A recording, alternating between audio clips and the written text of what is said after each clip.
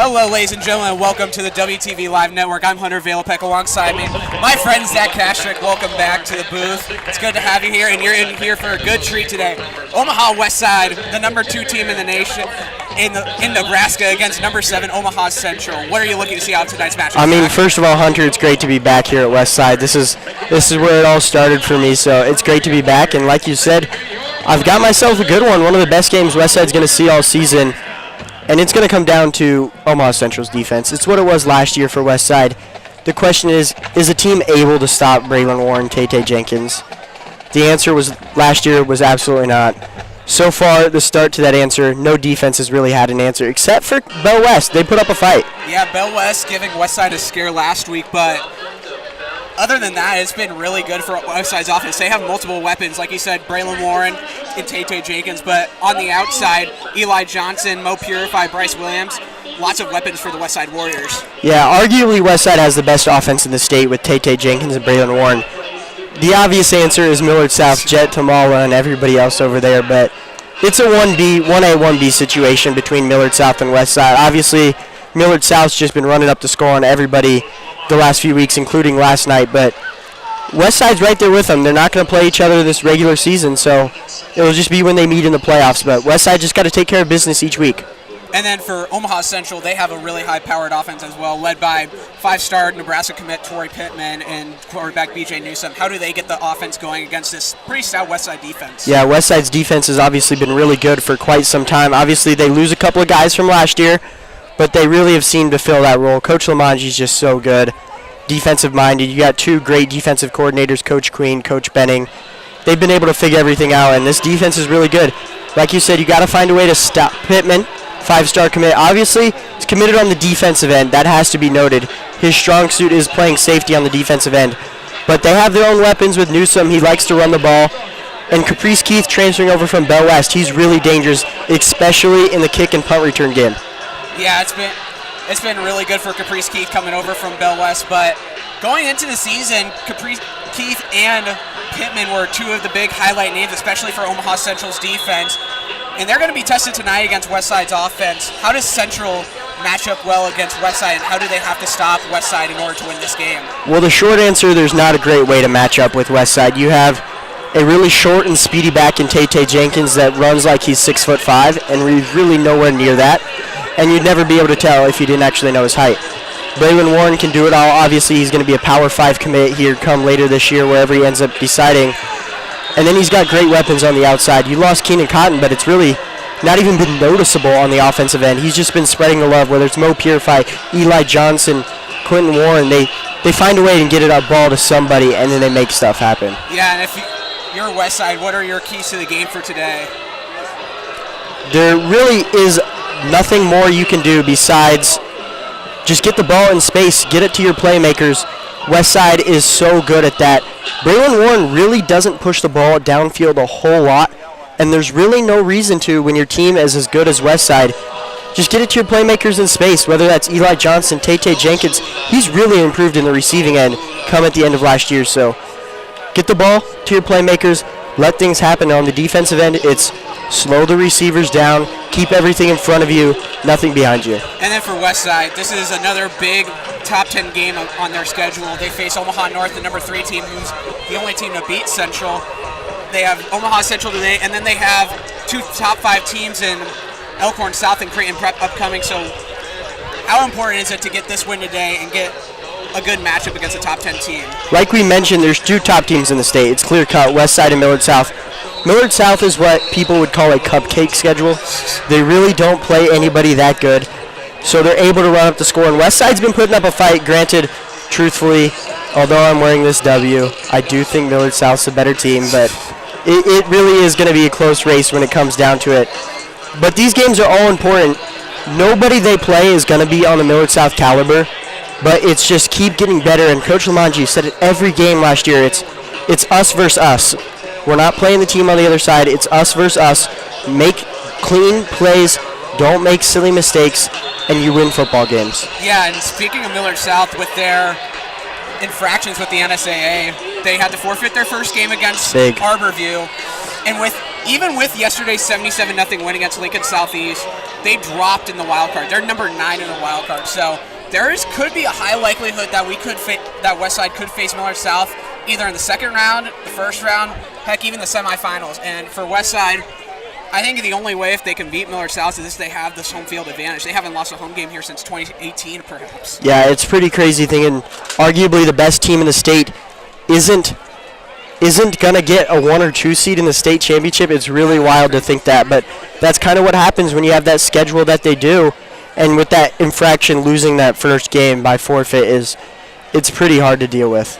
And then along with that, you were speaking of Millard South kind of cupcake schedule. They're getting rid of districts next year. Westside can schedule whoever they want. Same with Millard South. How big will that be, especially for Millard South right now, playing easy opponents, quad 3, quad 4 games, but now they can play quad 1, quad 2 games. Yeah, I think next year you're going to see Westside and Millard South playing almost identical schedules. They're going to schedule every top team in the state, no matter how hard that is for them. Omaha Central is coming out of the tunnel right now, and Westside should come out in 1 second. We'll take a quick break here on the WTV Live Network. Number 1 Westside against number 7 Omaha Central coming up next.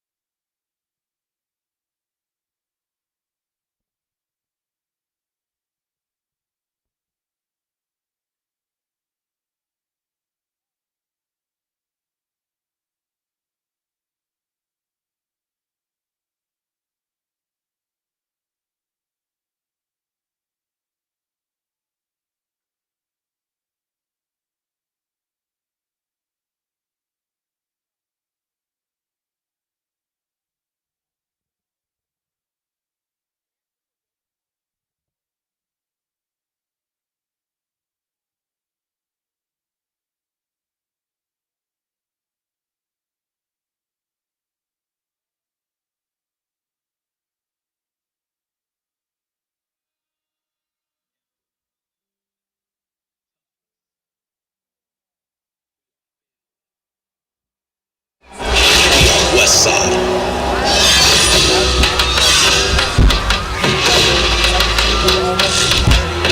We represent the W. We wear these colors with great pride. Other teams fear us. We are bigger than football. We will not be denied under these lights. We are champions.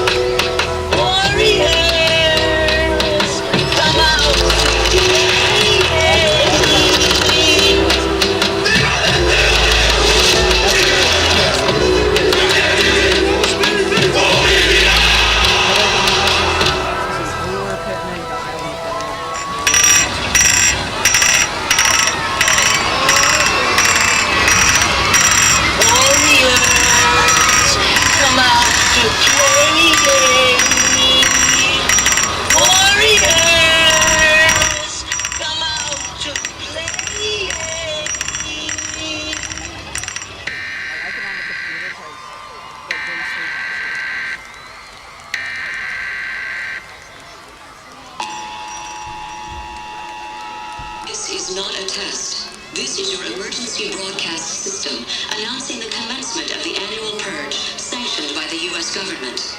May God be with you all.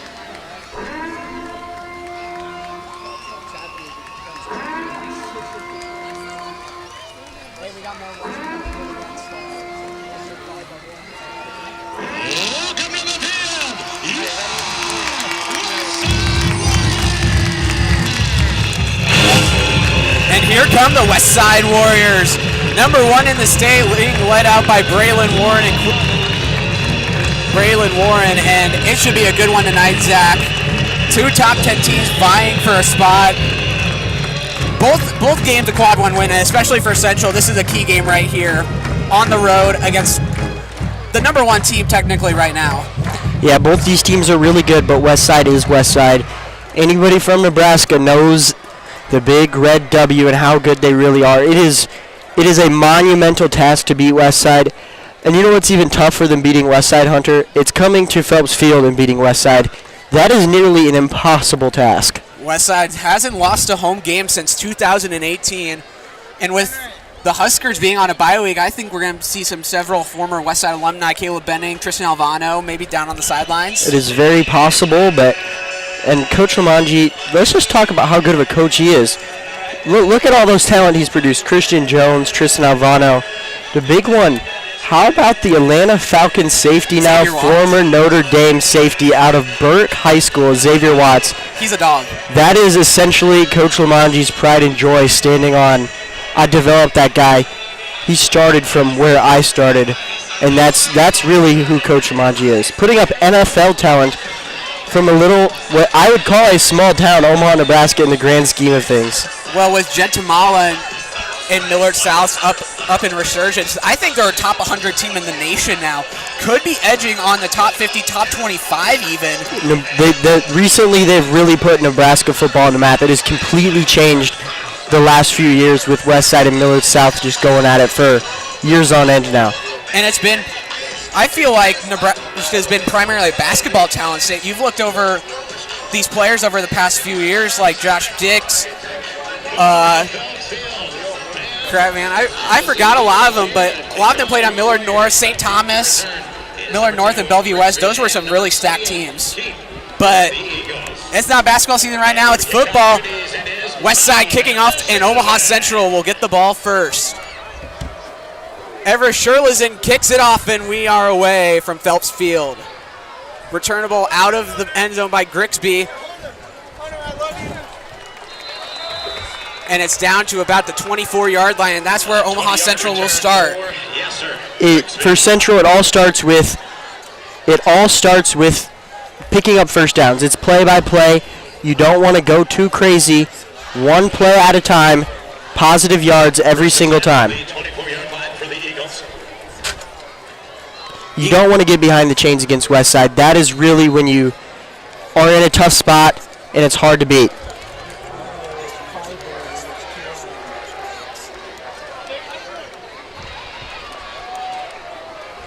Newsome is designed carry, and he gets some good yardage. I think it was Newsome, and he gets about 9 yards on the first play, and I'll bring up second and short immediately. Yeah, that's going to be where it all starts, is B.J. Newsome's hands. He's got to get it going. And 1.5. Second down and short. Around the 33-yard line. Key for Omaha Central getting these chunk plays on first and second down. Hands it off to immediately. Looks like he got enough for the first down. Pyle's still shoving, and looks like he's going to be short by a little bit. Kaywan Haney with his first carry of the day. It's going to come down to those second downs. You can't get 0 yards on second down when it's 2nd and 1. Because as soon as they get put in passing situations, it is really difficult to come back against Westside because their corners are just so good on the outside. You have to pick up first downs when it's 3rd and 1 against Westside. 3rd down and 1, gain of none on the play. Empty backfield for Newsome. Designed short pass, tipped up, and it is Grigsby with the reception. Completed by Grigsby. It looked like that ball got tipped, and it'll be a first down for Omaha Central. Those are not going to be there every day. 1st and 10 from the 36-yard line.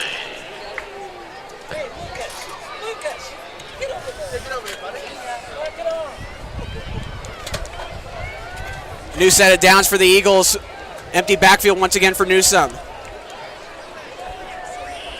Design quarterback keeper to the outside. Stute misses a tackle and is shoved out of bounds at about the 45-yard line. It already looks like early Westside is putting a quarterback spy on Newsome, which is almost just mandatory at this point. He's going to be running all day, and you can't be missing those tackles if you're Stute. Once B.J. Newsome gets one-on-one on the outside, it is going to be hard to keep up.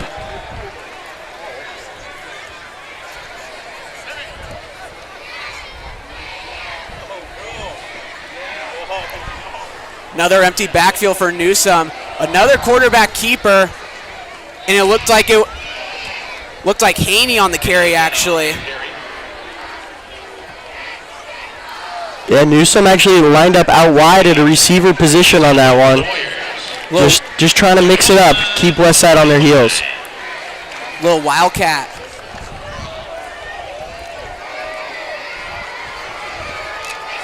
Third down and short once again for the Eagles. Clock taking away, about 9 minutes left to go. Third down and short. Once again, another run by Haney.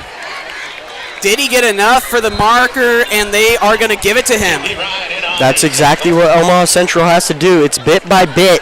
Take it all the way down to third down if you have to. Pick up the first down, whether that's getting 40 yards per set of chains or if it's 10 and a half. Every little yard matters against a team like Westside. And right now, BJ Newsom is doing exactly what he has to do.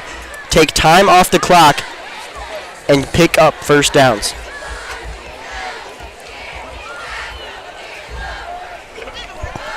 Another new set of downs. Newsom back to pass. Looks over the middle. Going to take it again. Breaks a tackle and is decked out by Hudson Meade for a gain of about 4.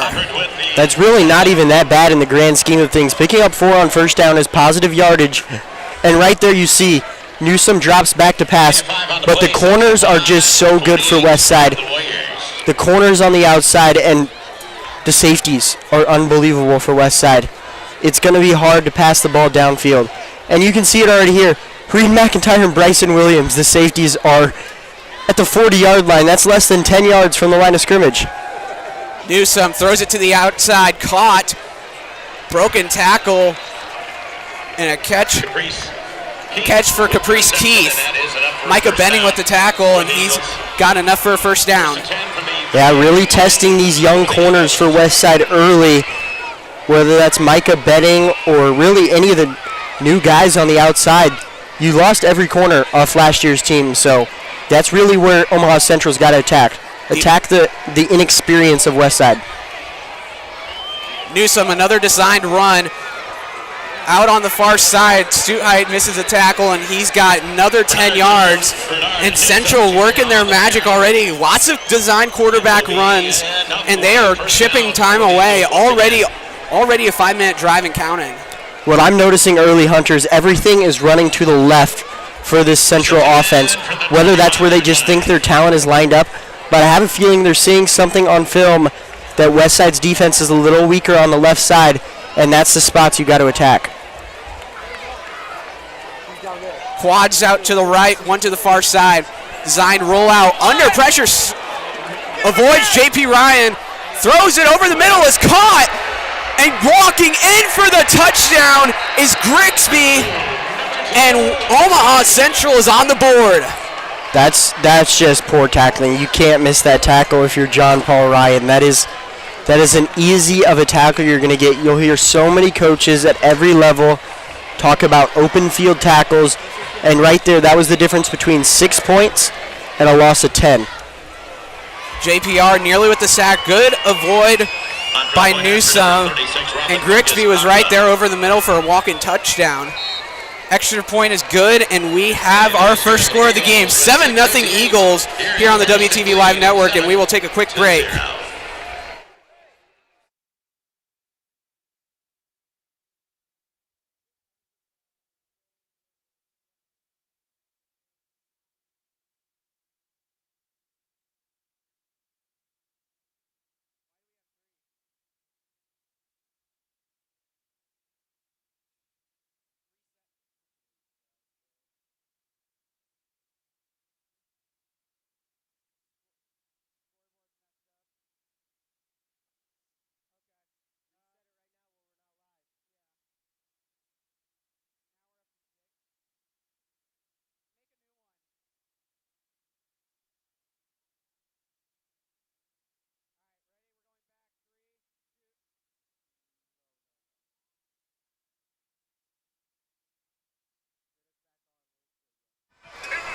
Welcome back to the WTV Live Network. I'm Hunter Valapek, alongside me, Zach Kastrick. 7-0 Omaha Central with a punctuating first drive touchdown. It's chewing up about five minutes off the clock. That is textbook way to defeat Westside. It is nearly impossible to give Braylon Warren and the Westside Warriors the ball several times a game and not expect them to score and put up points on the board. Williams on the return, nearly breaks it to the flats, but it's taken down. A 28-yard return. It was Mo Purify on the return. And Westside with good starting field position. Not very often that they're down early. Yeah, I'm going to see Westside try and maybe push the pace a little bit. First possession took off 5 minutes, but I do know Westside's going to be confident in their offense to be able to score every time they touch the ball. But if Omaha Central is going to be able to do that, maybe Westside takes a little bit out of their playbook and takes some clock off too. First play run with Tate Jenkins, and he is stuffed. Maybe a gain of 3 or 4. Jenkins with the carry. Gain of 2 on the play. And that is Omaha Central stacking the box. That is the only way to stop Tate Jenkins, is to stack the box, and it is going to be really hard for Westside to take care of that. Warren in shotgun. 2 out to the near, 1 to the far. Jenkins switches to the other side. Hand it off to him. Jenkins finds a hole, gets past the marker, and gets to about the 45-yard line for Westside Warrior first down. That's just Tate Jenkins being Tate Jenkins. It is impossible to bring him down. Westside always the ability with big plays. It is really hard to beat Tate Jenkins. He's just so good at football. Jenkins again runs it up the middle, finds a crease. One man to beat, and he's tripped up at about the 32-yard line, and I know he wanted that one back. A 20-yard gain for Tate, and Westside with another stick grabber. First and 10 from the 33-yard line. Going hurry-up offense. This is going to be Tate Jenkins the whole game. Jenkins, that time stuffed up the middle. On the carry. In on the stop, number 18, Pittman, along with number 18. Great stop by Torrey Pittman and Demarius Mumphrey. On that one. 2nd and 9 from the 32.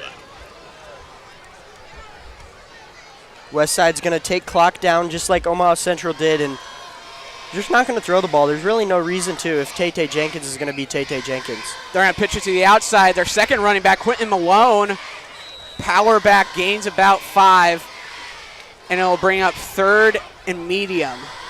And as soon as you have Tate Jenkins come off the field, Omaha Central's thinking maybe they'll throw the ball for once, but no can do. It's just going to be give Tate Jenkins one player rest, and here he is right back in the backfield. Warren in the pistol. 2 out to the far, 1 to the near for receivers. They're going to fake the handoff, throw it to Johnson. Tracked down, but breaks a tackle and gets a little bit past the line of scrimmage. And gain of about 1. It'll bring up 4th and 3, and an important 4th down here for Westside. Yeah, now Central's kind of looking like Westside was on the other end. There's just too many missed tackles. 4th and 3 from the 26. Warren, key 4th down here. They're going to toss it to Jenkins, trying to find a crease. I don't think he got there. He is well short of the first down, and with 4:14 left to go in the first, Omaha Central gets a key stop.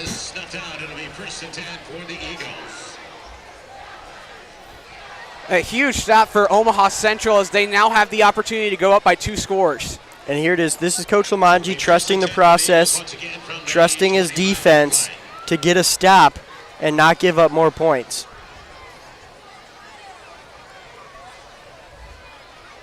Eagles take over at their own 25-yard line. Because we know Shrislin can make that field goal with quite ease. Newsome rolls out to his right, looks downfield, nowhere to go, has to dump it off short. Caught by Caprice Keith as he'll get about 7. And you've seen Micah Benning shadowing Caprice Keith all game. On the last drive, Micah was on the far side of the field, but now he's coming back to the near side. And how about the Benning family? They're quite athletic, Hunter.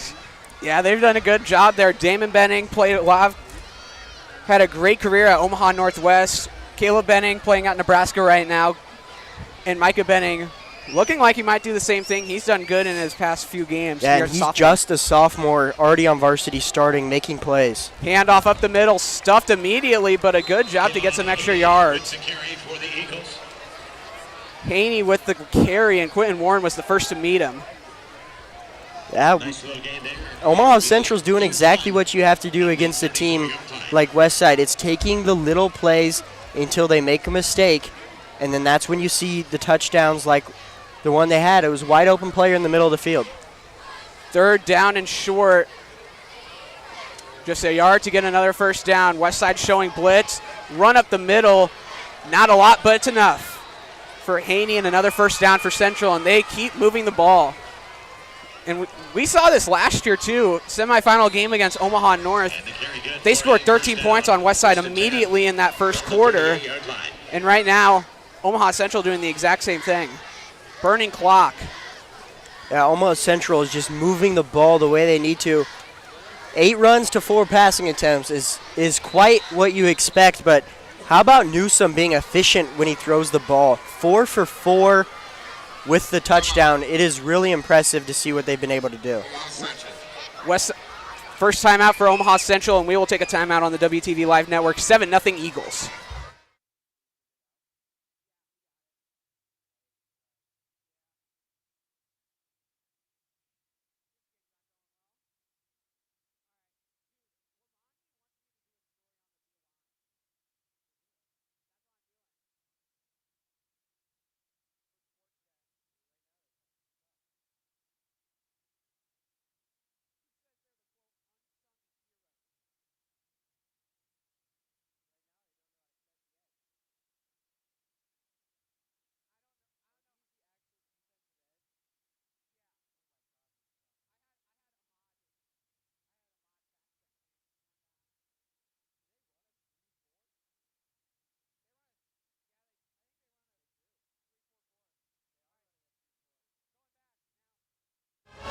Welcome back to WTV Live Network. 7-0 Omaha Central leads it over the Westside Warriors. 2:36 left to play here in the first. Wildcat formation designed run for Haney.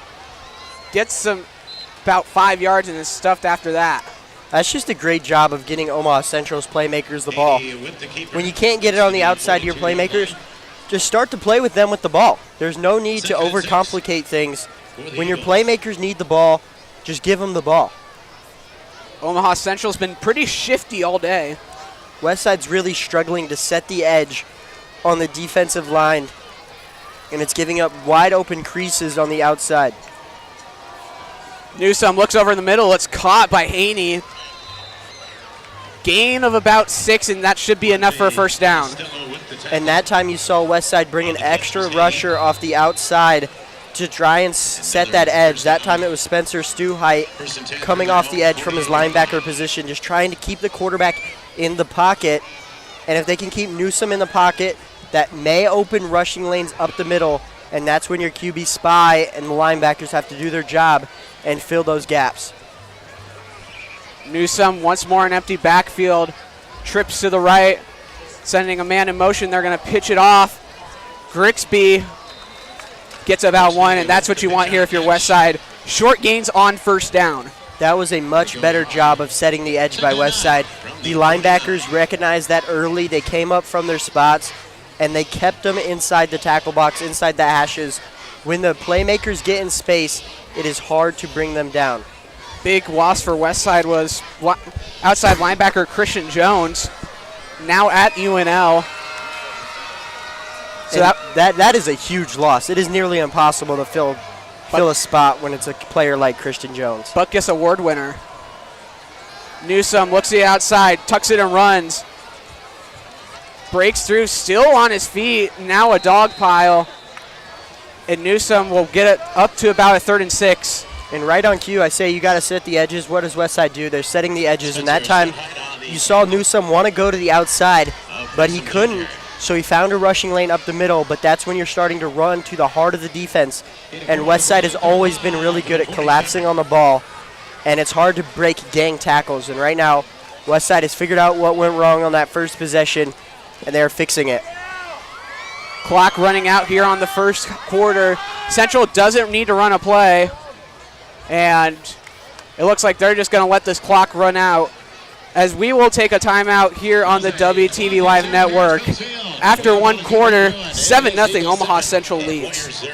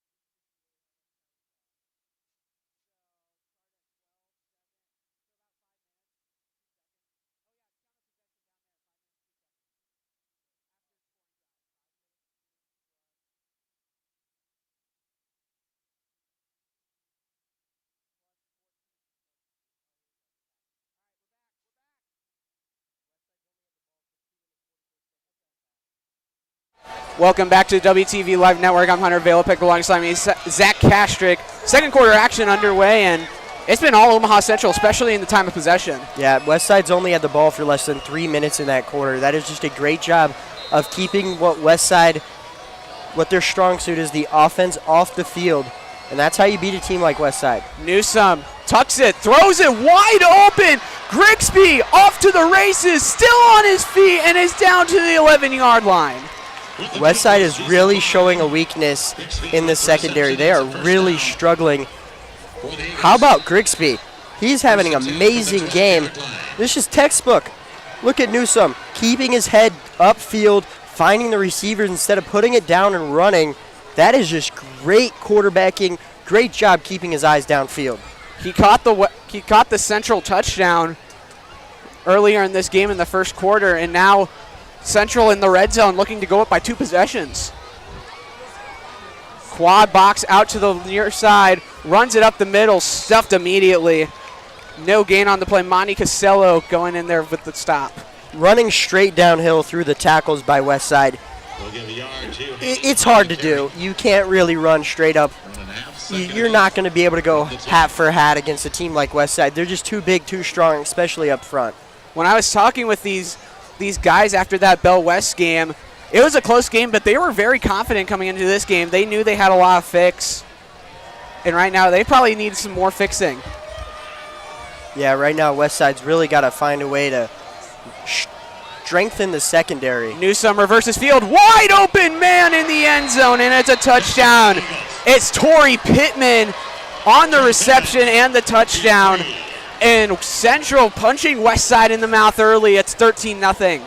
Westside secondary has just not looked good, Hunter. There is blown coverages everywhere. Wide open in the middle of the field almost every play. And it looked like that time Reed McIntyre just fell down. Just slipped when Torrey Pittman reversed field.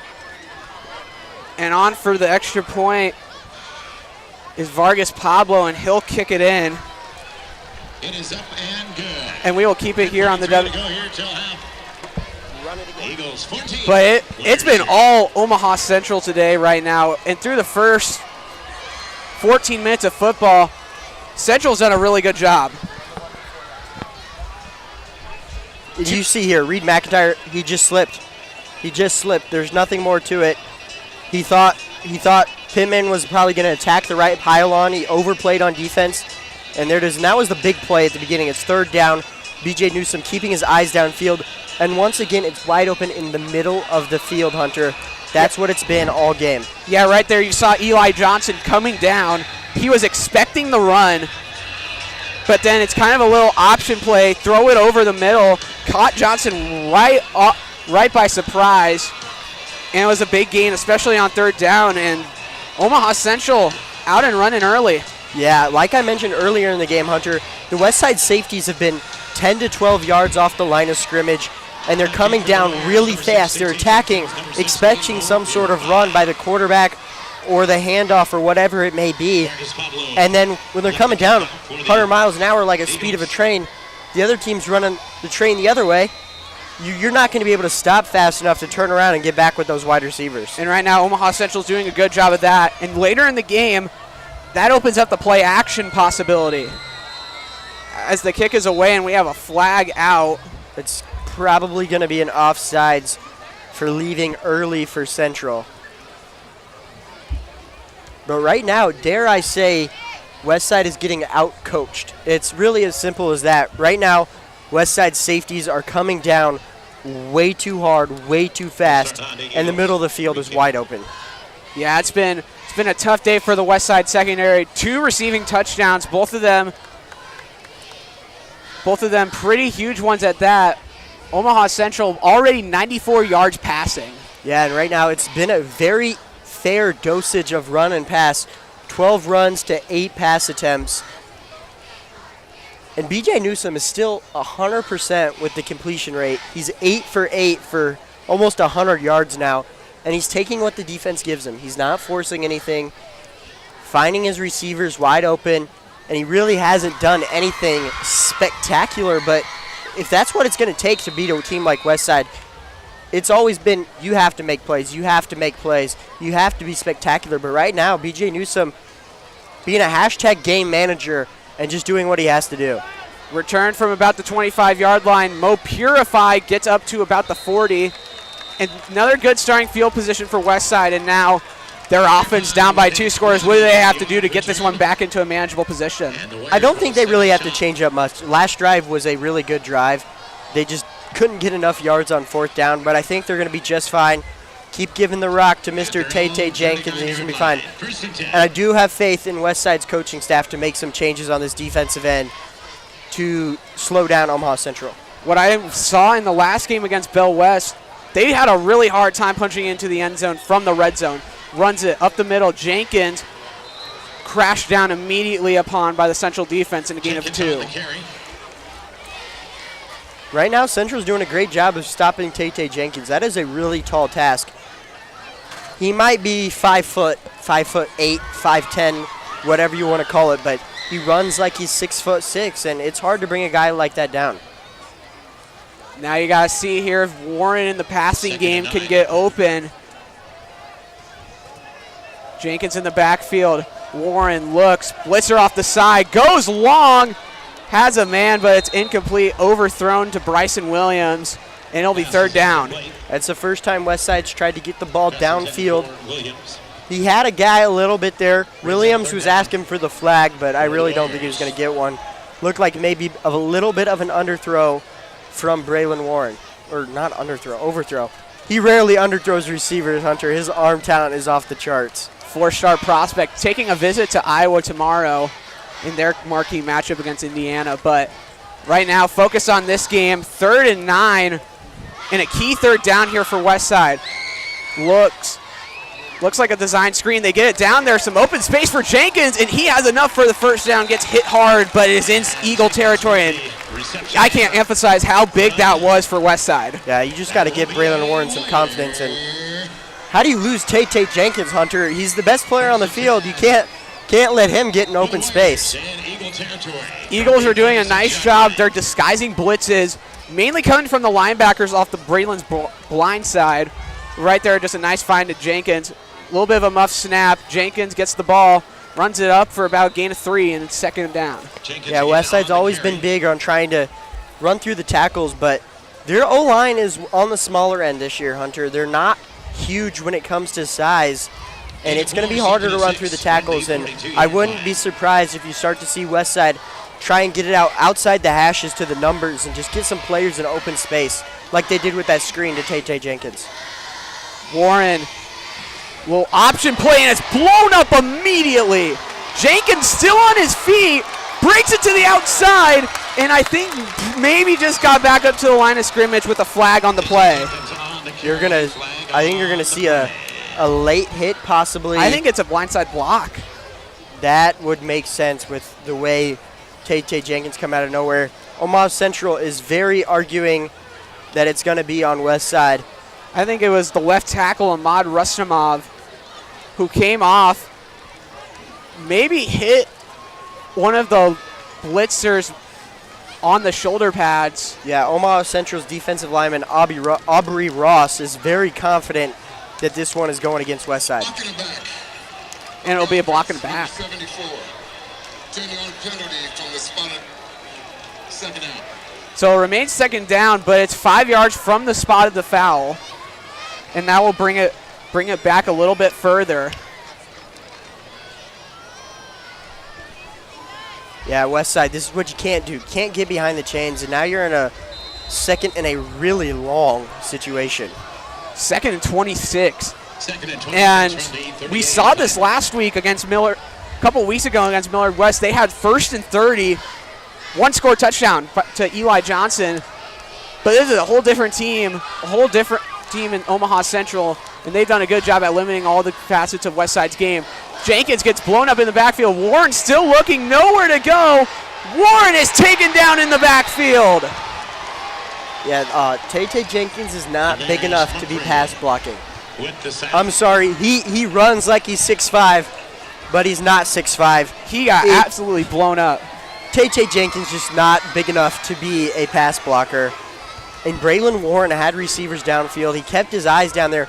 But when you're rolling left as a righty, it is very hard to flip your hips and get the ball downfield. And even longer, it's 3rd and 29. I say go all or nothing here if you're Westside. But Omaha Central controlling every part of this game, both defensively and offensively. We're going to get a timeout by Westside here. And that's good timeout, reset the situation. And we will take a quick break here on the WTV Live Network. Omaha Central 14, Westside nothing.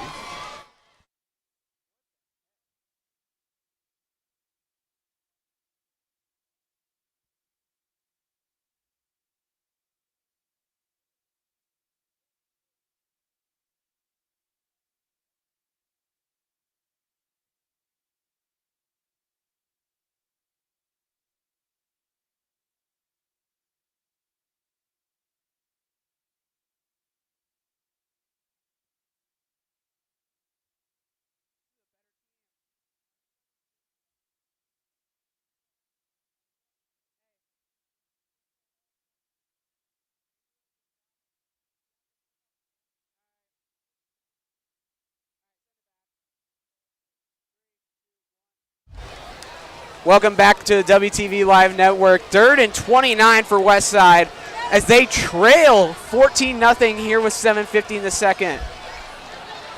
Warren, lots of time, going to air it long, looking for Warren in triple coverage, and it's incomplete. And that is a phenomenal call. Omaha Central's not going to like it, but it's going to go against the 5-star Torrey Pittman. Kind of overleaped Quentin Warren. He tried using Quentin Warren as a ladder to get up on him. And those are the things you see from 5-stars, Hunter. They try and get away with those things. That might be something you get away with in college, but in high school, there is no way you can pull on somebody's shoulder pads to gain leverage. They are talking about it, so there respectfully is no way you can overturn a play like this. There is not a single official on the field that has a better look than the one down there. And Omaha Central's has a coach all the way out at the hash marks. There's no flag. Oh! That is just very questionable. I don't know if you can do that. You cannot be picking that flag up. It pretty looked clear as day that Torrey Pittman used Quentin Warren as leverage. And now that goes from a 15-yard and an automatic first to 4th down and 29. Number 2, Brooksby. So that is a huge flag picked up for the Eagles. And that one, I just don't know. We'll roll the replay again to take a look at it again. But that is a really hard judgment call. Live action, it looked like he used the shoulder pads of Quentin Warren to gain leverage. But the more and more you look at it, it might have been simultaneously as he jumps up over Quentin Warren. But my question is, what did another official see? There is not a single official anywhere near that play besides the one that threw that flag. They may have gotten it for having a good enough play on the ball. That's probably my best guess. It was great job ball tracking by the 5-star for Central Pittman as he high-pointed it. He really did high-point it over Quentin Warren.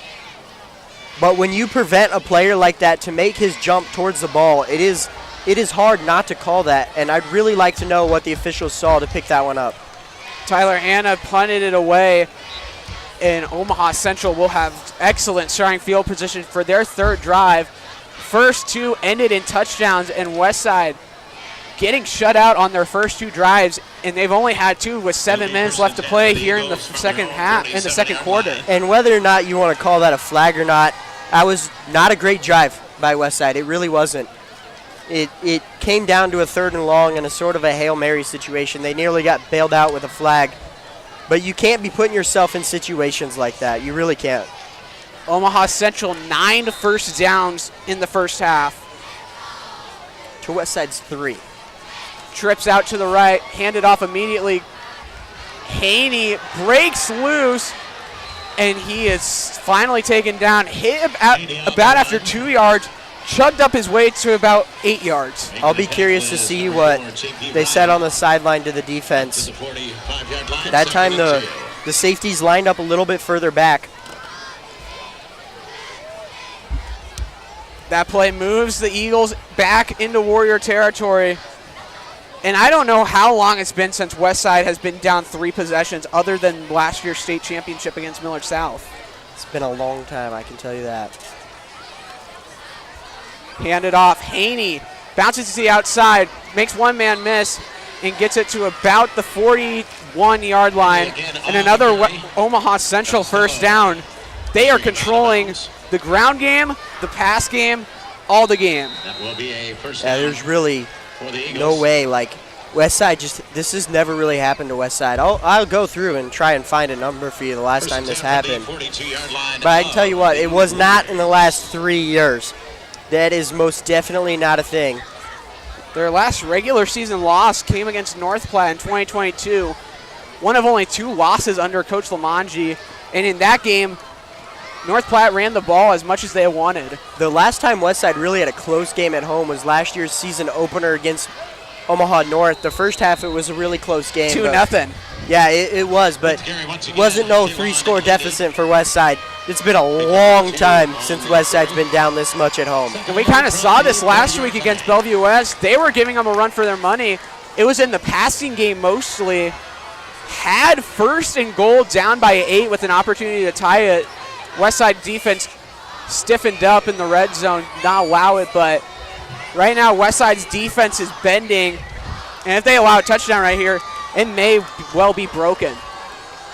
Wash looks over the middle, it's caught, and a gain of about 4 yards by BJ Newsome, and it'll bring up another 3rd down and 6. Yeah, the last time Westside lost at home was 10-24 of 2019. That's a long time ago. This is before I was in high school, Hunter. So let's see. I'm trying to go back. I'm a junior right now. 2019 would have been 4th or 5th grade for me during that COVID year. So yeah. I'd have been 7th grade. That was a long time ago. And right now, a clutch 3rd down here for Westside and Omaha Central as a timeout will be taken, and we will take Omaha Central will take their 2nd timeout, and we'll keep it with you here on the WTV Live Network. And Zach, your keys throughout the game, man, it's been Omaha Central all the way in the run game, and it's been really helping open up the passing game for BJ Newsome. Yeah, Westside hasn't played like this at home in a long time, and I can tell you, it most certainly was not under the Coach Lamanji coaching staff and under his helm.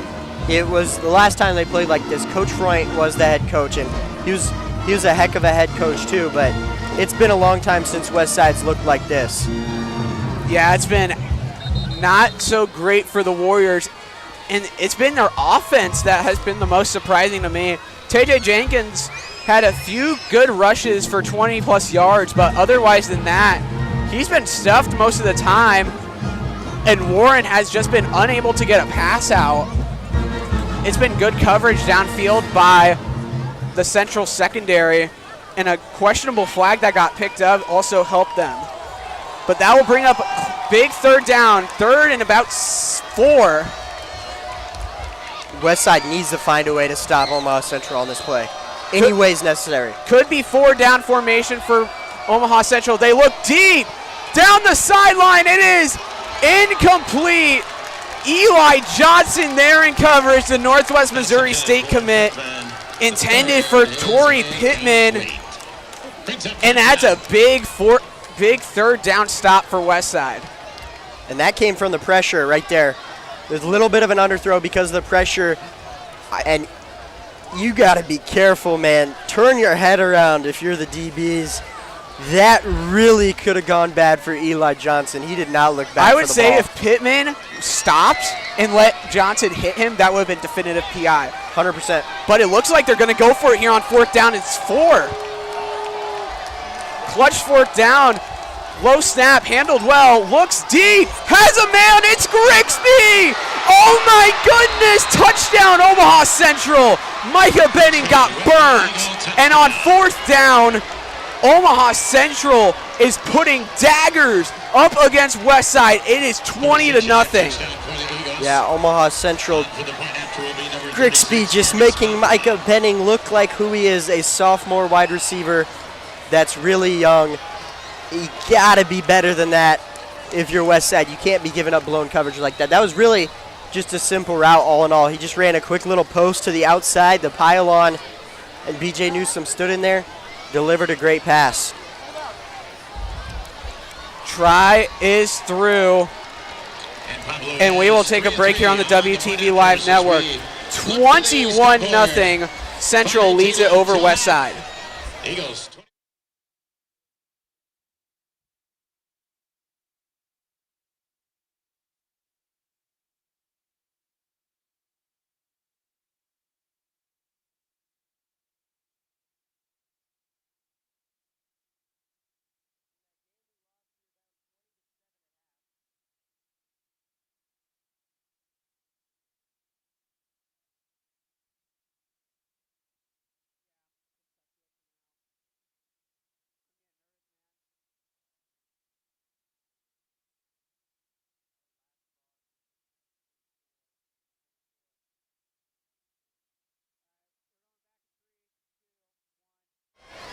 Welcome back to the WTV Live Network. And it's just been shock and awe right now from up here in the commentator's booth.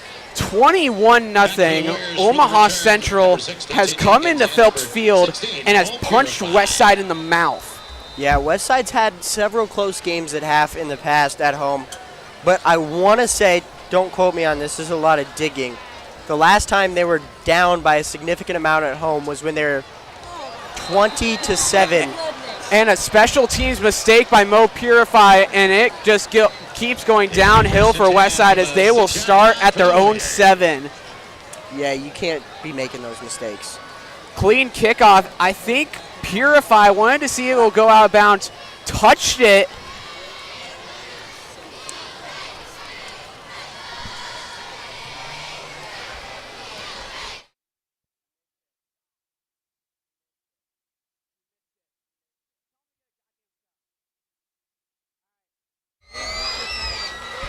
Westside now starting back at their own 7. And honestly, in my opinion, this might not be too bad for Westside. A long touchdown drive here could get their morale back. They need it, and that's just a poor play. You got to have better special teams than Under that. pressure, nearly sacked for safety. And it's underthrown to Mo Purify. Pass intended for Purify is Warren wanted to bring the screen to the close side to Eli Johnson, but Omaha Central was all over it. Their DBs were not falling for any of that. DeAnthony Dial on the outside here on Eli Johnson just blew that one up. This is the most points Westside has allowed this season. It is 2nd down. This is second most actually, but the most definitely in the first half. Warren hands it off to Jenkins, looks for a crease, stumbles a little bit, breaks a tackle. Jenkins runs over a man and is up to the 29, and that will get him out of the shadow of their own end zone. Yeah, they needed that. And how about Westside doing the unselfish plays? Eli Johnson 20 yards downfield blocking defensive backs. And this offensive line, basically brand new. Ahmad Rasamov, Owen James, the only starting starters returning. Look at that. Eli Johnson all the way downfield at the 20, making blocks. Jenkins up the middle, a little slow mesh play, and it's a gain of about 5. I think you might get a face mask there. Flag came in during the play. That will stop the clock for the meantime. But this is probably one of, if not the most important drives for Westside in this game. Yeah, probably for the rest of them. Jenkins is telling Coach Benning it's a face mask. They're going to still discuss it. And if another call gets overturned, that's really going to frustrate the Westside coaching staff. Right now you see the official with the football in his hands. He lined up on the far side in the secondary of Omaha Central. The one that threw the flag was the one here on the close side. Personal foul. And they will call face mask. On the defense. 15-yard penalty at the end of the run. First down. So a big penalty against Omaha Central, and that will move up Westside an extra 15. And that will get them close into Central territory. That one looked pretty clear as day for the officials to call. Tay Jenkins got his head kind of ripped towards the floor, and he still broke the tackle. I can't really think of a more Tay Jenkins play than that. Warren takes it in shotgun, hand up the middle, and it is sniffed out immediately. And Jenkins with the carry. Taken down by Ruckman. And that will bring up second down. And we've seen it countless times again.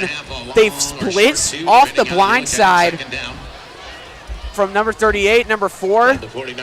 Managed to get around the left guard, left tackle, and managed to get into the backfield. As we have looks like a timeout taken by Omaha Central.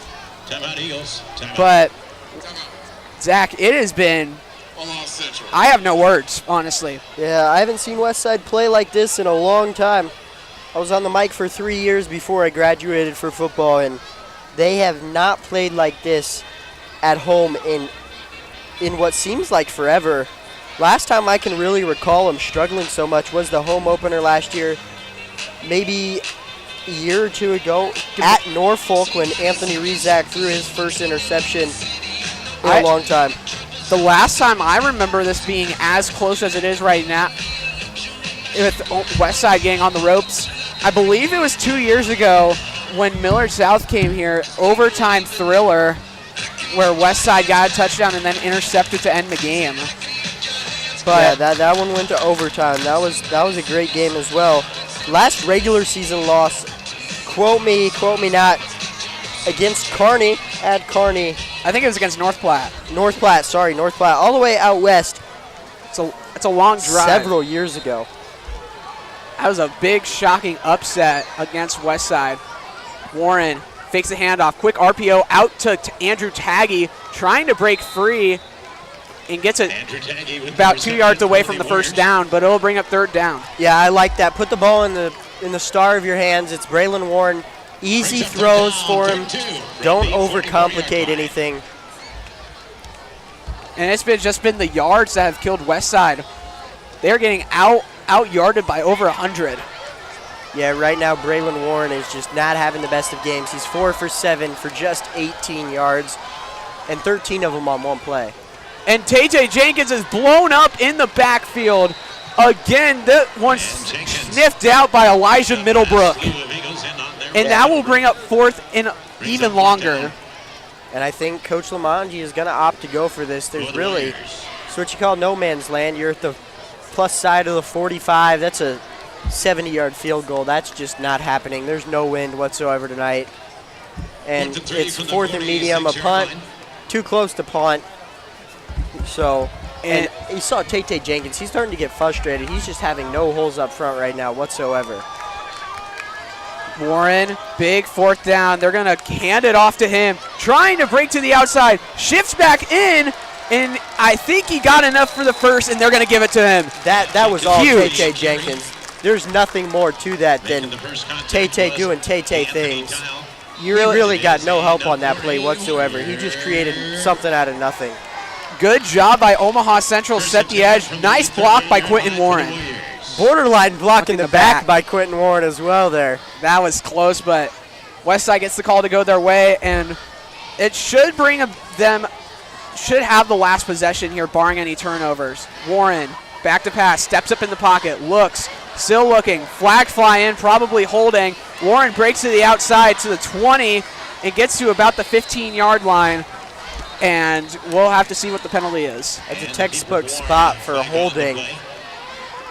Head official called it in the back, and Omaha Central's not moving whatsoever. Likely going to be bringing this one back. And that was probably one of the longest plays for Westside. Holding. On the offense. Number 72. That, 10 yards from the that one's going to be previous on the right tackle, Justin Parrish Jr., only a sophomore, getting his first taste of action here on the offensive line.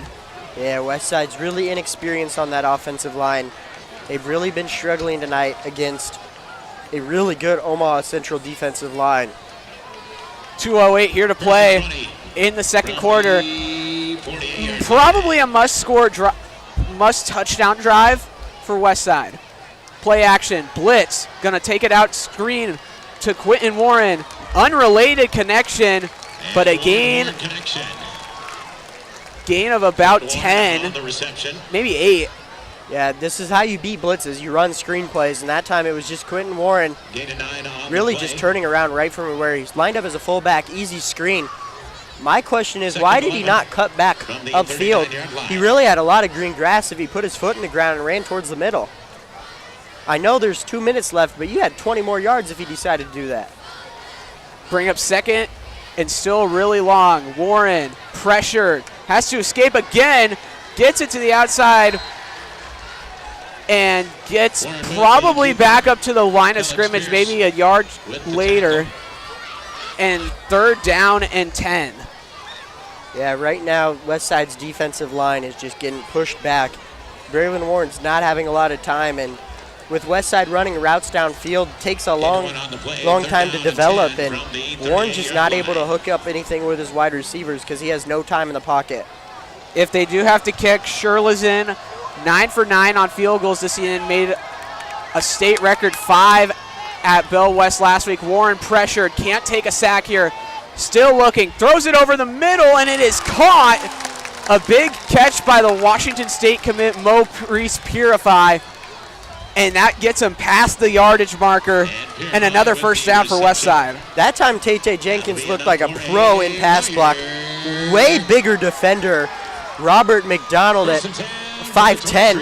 He really just made the D-line look silly there. That is a great job by Warren rolling out, but an even better job in pass blocking by Tate Jenkins, making up for the last time. Clock ticking under a minute. Warren looking, under pressure, escapes to the far side, and a flag on the play. It's going to be holding.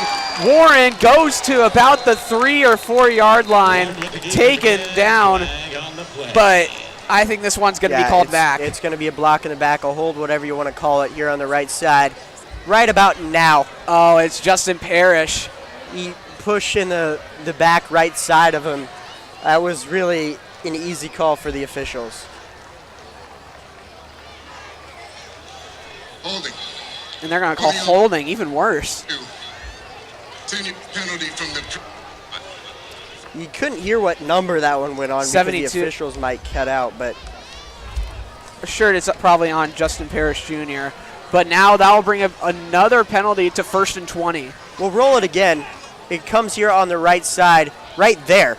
That is not a hold. I would say that's not a hold. Definitely a block in the back, not a hold. And it looked like he may have gotten him from the side.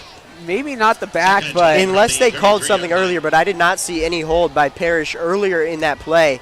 But that sucks because that's the difference between 10 and 5 yards on a penalty. Warren pressured, gets it away, and now they signal incomplete pass. Pass is incomplete. Just no time whatsoever for Braylon Warren in the pocket. 0 time. And you can put Tate Jenkins the pass block, but there's not a lot he can do. He blocks one defender for a little bit, but there's more than one. Tate Jenkins at 5'8" can't block 6-foot D linemen and more than one of them. I do have to say this with the situation. Shirley's practice career long is 64, but he has made some from 50 in regular games. Warren pressured, has to step up in the pocket again, gets away, and it's taken down. And I would assume here calling a timeout. They are not, and now they will with 18 seconds left to play. Yeah, that time Braylon Warren did his job. Stepped up in the pocket when the pressure came, but that's one Mississippi, two. He really had less than 3 seconds. There's nothing you can do whatsoever for Westside if you're not getting that time. And we will take a break on the WTV Live Network. 21-0 Omaha Central.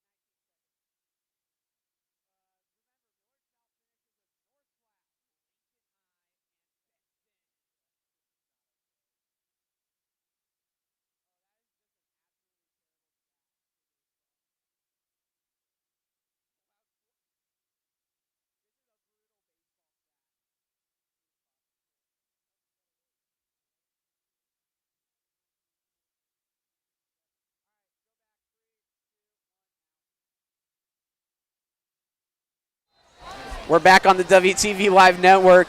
19 seconds left to play here. Put about 5 seconds on the clock. Warren, designed rollout. Looking. Under pressure now. Has to just heave it away. And now you got to discuss grounding, perhaps.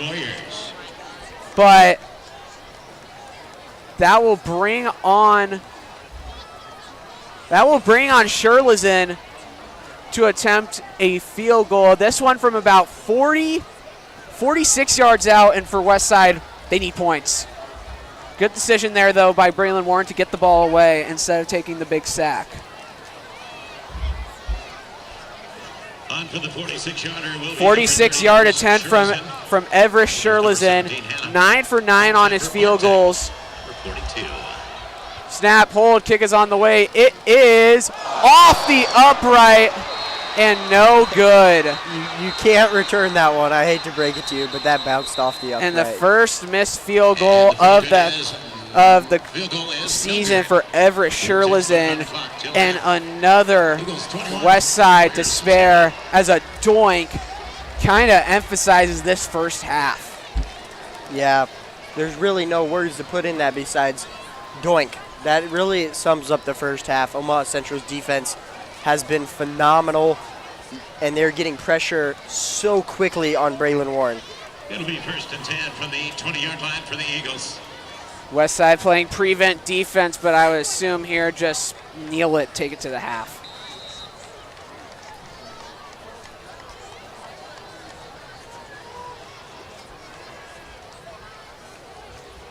Newsome kneels it down, and that will be our first half. As we head to half. And Omaha Central has come out of the gate storming. 21-0 after the first half. Zach, you want to give us some stats? There's not a lot of words to describe it. I can tell you right now, the stats are going to be absolutely lopsided. BJ Newsome, been the star of the game, 10 for 11, 134 yards and a touchdown. 3 touchdowns, sorry. All touchdowns come on passing, but that is not to knock the run game. 16 total carries between Newsome and Kaylon Haney. Leading rusher is 38 yards for Newsome, 31 for Haney. Receiving 2 touchdowns belong to Yasser Grisby. 100 yards flat for the Omaha Central wide receiver, followed up by a couple of 10-plus yards for Haney, Keith, and Pittman. As for Westside, there's not a lot to talk about on the offensive end. Braylon Warren only 6 for 11 for 42 total yards in that half. And Tay Jenkins, 12 attempts for 76 yards. Not really that bad for Tay Jenkins, but there's just been no offense for Westside whatsoever. And we will take it down to the band here for halftime. Westside looking to get something going in the second half. 21-0 Omaha Central leads. We'll be back in about 15 minutes.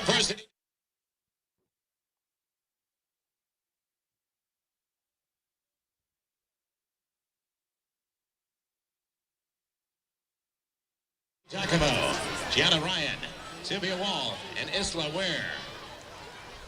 Give it up for the Westside dance team. I don't even know what year do I look at this.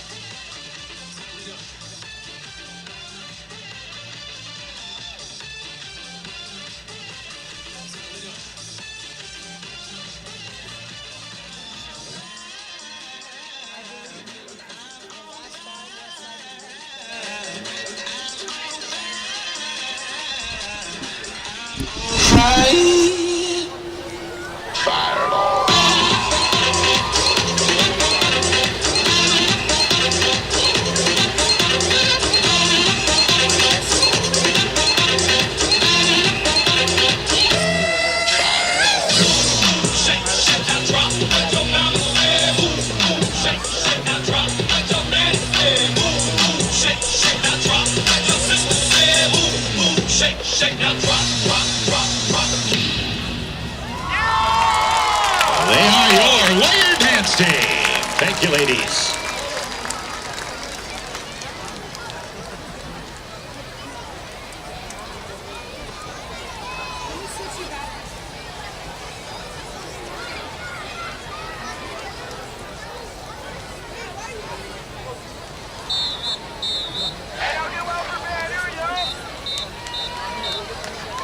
Ladies and gentlemen, please welcome back to the field the 2025 Westside Warrior Band. Tonight, the band is joined by members of the Westside Middle School 8th grade band as part of our halftime performance. In total, the band has over 215 members on the field tonight. The joint band will be performing the Grammy Hall of Fame inducted song by one of England's most famous rock and roll bands, the Rolling Stones. We hope you enjoy the 1966 classic, Painted Black.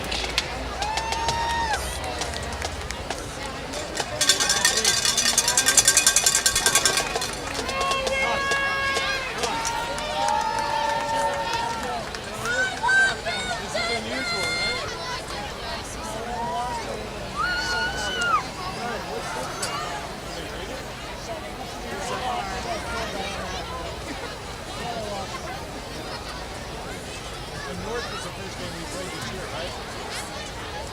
I remember that's where they ran. Century was the second. But where's North still? Are they still running?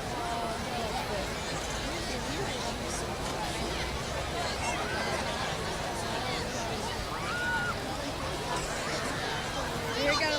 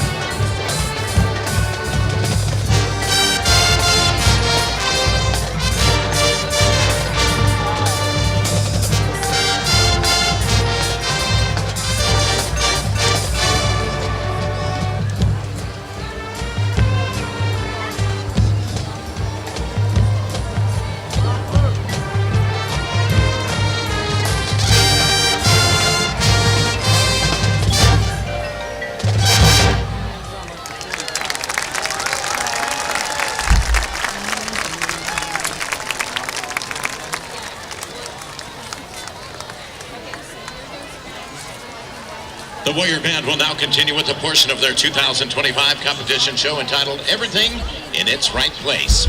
This year's show includes music from the Hall of Fame rock and roll band Radiohead, as well as original music by Ian Grom and John Mates.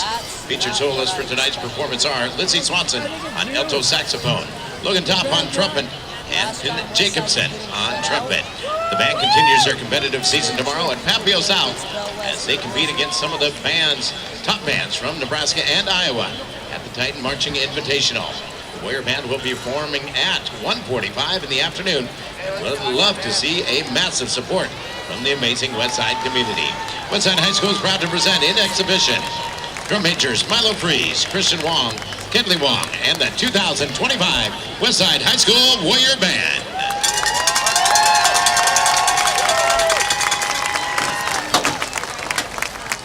That O-line is bad. Has it been like that all year? It's small.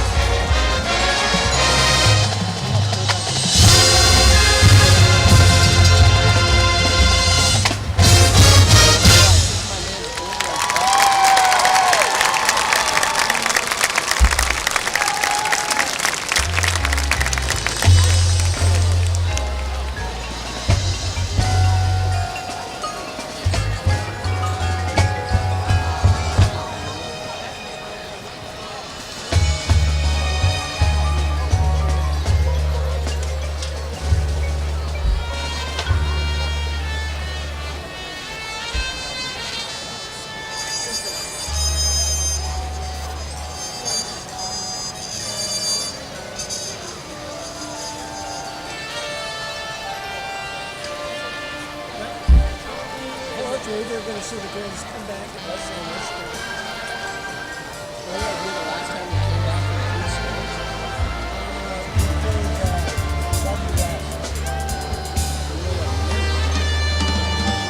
One Sunday,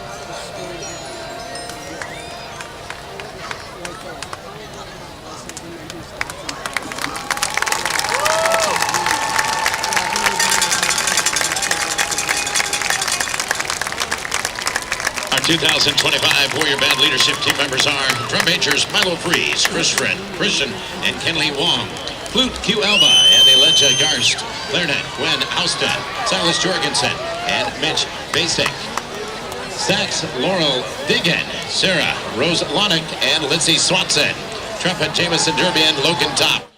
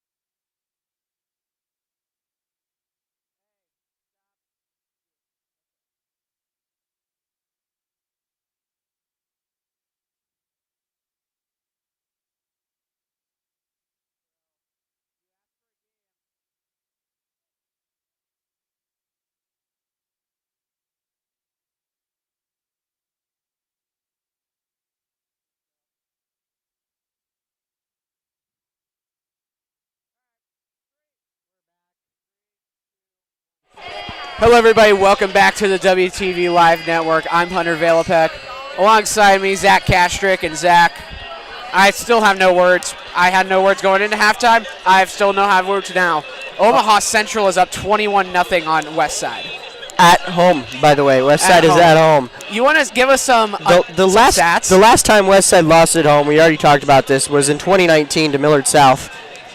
Last time Westside got shut out was in 2020 state championship game to Bellevue West. That was a 2019-2020 season. It was a 35-0 final in a blizzard. It was heavy snow. It was freezing. Those are the conditions you expect to see shutouts in. Last time Westside was losing at half, based on what we could find at home, was in the semifinals against Bellevue West. They were losing. That's October 12th of 2021, the semifinals against Bellevue West. And they actually came back and won that game. It was 41-26. That was the last time they were losing by a significant amount. They might have to pull that back out, and that would be one of the best comebacks in recent memory of Westside football because they're never behind. And I'm going to sit here right now and say Westside cannot come back and win this game if their O-line cannot give them any time. Braylon Warren has been a sitting duck in the pocket right now for Westside. Omaha Central will kick off for the first time today. So for Westside, you gotta score a touchdown here on the first drive. Yeah, Braylon Warren has just been a sitting duck in the pocket. He's had no time whatsoever. His team has done him no favors. Tay Jenkins has been pass blocking. It's been solid. He's done his job, but he can't block three guys. He's had less than 3 seconds every time in the pocket, and Westside's been trying to push the down ball in the field. But you can't run 10, 15-yard routes when you have no time in the pocket. Kick is away, returnable for Westside. Mo Purify breaks it out to the far side. Mo Purify off to the races. He breaks into Eagle territory. Great blocking by Westside, and you have to have a good start like that, and they get about a 70-yard return from Mo Purify, and they get maybe the spark they need. Yeah, Mo Purify, they kick away from Tay Jenkins on the kickoff because of how dangerous it is. But Mo Purify, how about that? Maybe a spark Westside's looking for. They need to get this crowd in the game, Hunter. It is a fairly solid crowd, student section of decent size, but right now they've had nothing to cheer for. Get some momentum. Get the crowd on your side. Put some points on the board and go from there. Short field for Westside at the Eagle 25. Handed off up the middle. Jenkins trying to break loose. Gets it up to 21, a gain of about 2. Scratch that 4. And going back to that first half, we were talking about time of possession.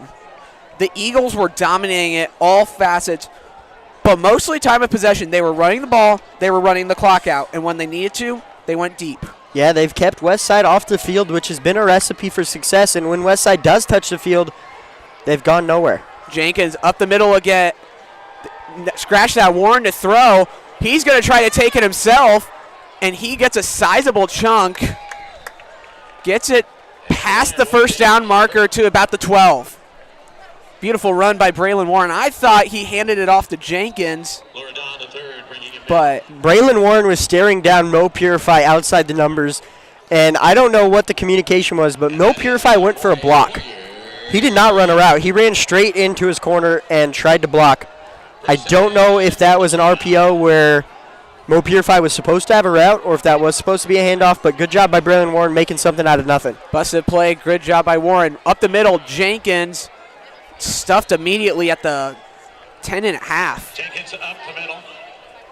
Bring him down as number 61. Westside's got to find a way to punch this in. It's going to be second and about 8. They can pick up a first down at about the 3-yard line. They got to punch this in. I would assume this is kind of a goal-to-go situation. 10:20 left to go here in the third. Warren in motion, shifting from one end to the other. Warren throws it. Good pass to the outside. Andrew Taggy there on the reception. And that's all you can ask for Braylon Warren. Good RPO. Good, quick, easy passes for Braylon Warren. Get his confidence back, get things going. I like a handoff here. The sticks are about half a yard away from picking up this first down. Just give Tay the ball and try and power it in for at least a first down. Third and looks probably about half a yard to a yard. And with one of the best power backs, you would assume Westside would run the ball. It's exactly what they'll do. Jenkins up the middle. And he is in. Touchdown Westside. And that is exactly what they needed. Light show popping off. And Westside is on the board. Yeah, they needed that badly. Get some momentum. Get everything going. Tay Jenkins, that was all him and Mo Purify on the kick return. Can't ask for a much better start than that. Westside finally on the board. Good run up the middle. I thought he was stuffed, but he kind of just snuck through there. That's a Tay Jenkins special, just sneaking through the gaps. Try is good, and Westside key 7 on this possession, and we will take a break on the WTV Live Network. Westside on the board. 21-7 Eagles.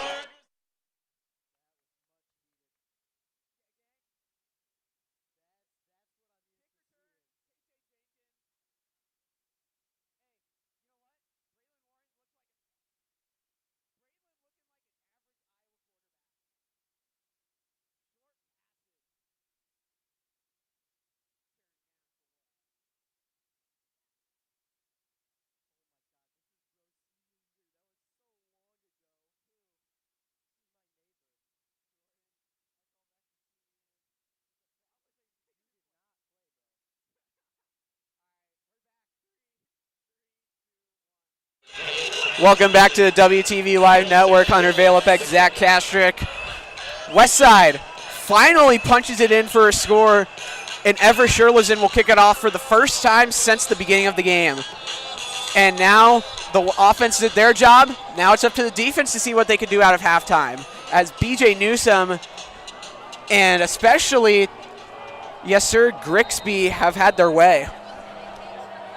134 yards through the air for Newsom, 100 of them to Grixby. Yeah, Grixby has 200 yards on the season total, and he's at 100 this game. Bullet kick received, hurdling a man, but Drew Klein is there for the stop. You can already tell Westside just looks a lot more animated. They look a lot more just like the energy is there. The sideline, they're moving. Kick return defense there. Coverage, it was good. Taggy getting up with some animation after he made that tackle. Now you just need to see that out of the defense. And I hate to say it, Hunter, but look for Westside to be attacked right here at the bottom of the screen. Number 7 is standing right here at the 30. Micah Benning was getting past really fast in that half. And you're going to see on the outside lining up for him, it's going to be Malik Morgan Hills and Torrey Pittman on the outside for Central. Going to flip it under to Caprice Keith. He has a lot of room. McIntyre there with the open field tackle, but not before he gets enough for a quick first down. That's just Westside not being able to set the edge. We talked about that in the first half. That was a struggle. The secondary was a big struggle for Westside. The corners and linebackers were not making plays whatsoever. We saw, for Omaha Central, though, we saw this in the first half against Omaha North. They were punching Omaha in the north in the mouth just as much as they're punching Westside right now. Omaha North came back, won that game by 31. Not saying that'll happen here, but they have a good shot. Newsom under pressure, somehow nearly escapes from it, but a drag down tackle looked like by Quentin Warren or Bryce Williams with a flag. There is a flag there. I believe this one is going to go against Omaha Central. As we take a look at the replay, we'll get a better idea. And there's going to be a hold right there. I think that's going to go against number 68 for Omaha Central, Gordon. But much better job by Westside setting the edge. They came up. They stopped BJ Newsom from going anywhere. Yeah, they might have almost let him out, but still. And now bring him back, holding against Kelvon Gordon. Nice, easy call for the officials there. Push Omaha Central back. This is where Westside flourishes on defense, and they have for years. Getting teams behind the chains is what they're used to, and they need to capitalize on it right now. I think this is one of the first times in this game, actually, that Omaha Central has started behind the chains. But they're going to need to do something here. Need a stop. One-on-one on the outside with Micah Benning as the corner. Look for him to attack it. Warren to blitz, breaks to the outside. A room to rumble, and a flag coming in late after the play. It's going to be a late hit as well, and That's missed tackles, Hunter. Missed tackles, missed tackles. Top of the screen, there's probably 3 of them. Good blocking. There's 1, 2, 3, and there just wasn't a late hit, so I don't know if we're going to call that. I think there was. I think JPR knocked him out of bounds, and then Reed McIntyre came in. Personal foul. Late hit out of bounds. On the defense. We'll take a look again at the penalty here at the end of the play. They called that a late hit on Reed McIntyre. That's 11 in black.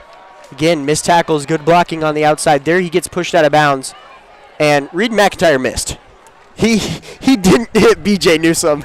That is not a good call. But now that goes from a 1st and 20 to a 1st and 10. New set of downs. B.J. Newsome in the shotgun, nobody at his side. To pass, looking short. Switch release doesn't work to the outside. Ryan misses. Couple of broken tackles. James trying to strip it out. Good coverage by the Westside secondary to bring up 2nd and 6. Missed tackles, Hunter. Missed tackles. You got to make these. They try to switch release there with Caprice Keith, double move. You got to make that tackle. One-on-one with the quarterback. You just got to make that tackle. Hudson Meade, John Paul Ryan, both had good opportunities. John Paul Ryan had an amazing opportunity to bring Newsome down in the backfield there, and they just whiffed it. You'll talk about that at so many levels, Hunter. How many times have you heard him talk about Nebraska missing open field tackles? And right now it's Westside missing open field tackles. And that's a fundamental of football, making open field tackles. Handed off, Haney gets blasted, but I think he got blasted forward. It should be enough for a 1st down, and they'll give it to him. Maybe. Marked him short. 3rd down and got to be a few inches. The sticks are right on top of each other. This is power formation. It's going to be a wildcat. There's no way. Oh, now they move the chains. Now they're just now moving the chains. I would say, watch that matchup on the near side. Grigsby, number 2, Benning, number 7. It's wildcat formation. Wildcat formation, though. Heck, still could throw the ball. They're going to run it. Immediately sniffed out by the Warriors, and that's what they need on 1st down. That looked like what we were going to see on the 3rd and inches play call right there. And we got to set the chains, man. We just got to set them earlier. Can't take 45 seconds to set the chains. Is this why they're getting rid of the chain gang in the professional level? That's first we're going to hand them a free 15 yards. Reed McIntyre missed that tackle out of bounds. He did not commit a late hit. It happens, but we got to set the chains here. Coach Omanji has been heated with the officials in this half already. Newsome to pass, looking short. Now takes it for himself up the middle. Broken tackle, and he'll drop a gain of 4, and that'll bring up 3rd and short. And John Paul Ryan missed another tackle in the open field. You take a look at the replay right here in the middle. John Paul Ryan's going to come up right there, and he overplays it. Easy juke for B.J. Newsome. That's been the story of the game. That's a big part for Westside, hitting the gaps, making the open field tackles. Got to chop your feet, slow down, wrap up. And right now, B.J. Newsome has been making the secondary look silly. Newsome to pass, designed rollout, under pressure, reverses field, somewhere to run. Ryan gets trucked, and I think he should have enough for the 1st down. Depends on where they mark it. It looks like it's going to be another 1st down. And yep, they do move the chains. Westside's defense has looked got pretty pressure powerless that time, but they let B.J. Newsome reverse course, and that's the end of story. As soon as Newsome finds open green grass, there has been no stopping him at all. I think for Westside, they've allowed a touchdown on every drive except for the one to end the half, which was a kneel. Newsome pitches it to Haney. Haney finds a gap in the defense, and he takes it for about 5. Right now, Omaha Central is just doing hat on hat, helmet on helmet. They are one-on-one. We are going to knock you back in the teeth, and it's been working really well so far. Not many teams could be out-physicaled by – not many teams can out-physical Westside. No, that is Coach Lamanji's motto. We're going to be the most physical team on the field right now, and that has just not been what's happening whatsoever for Westside. 2nd and 4. Flag flies in, and we might get a false start here. And we will. That's really going to help Westside back, push Central back a few yards. But right now, Omaha Central has just been doing bits. The one time Westside gets Omaha Central behind the chains, we have a penalty, and they get an automatic first down. That'll bring it back to a 2nd and 9. Gotta hold him here, probably to a 3rd and 6 back would be my best guess. But we've seen the clutchiness from Robin Vargas Pablo kick the buzzer beater game-winning field goal week 1 against Bellevue West. Newsome takes it, looking to pass, throws it deep, one-on-one for Pittman, and it's incomplete. Good coverage by Micah Benning. Pittman wanted a flag, and will not get it. That's what we said they were going to come out of the half attacking Micah Benning.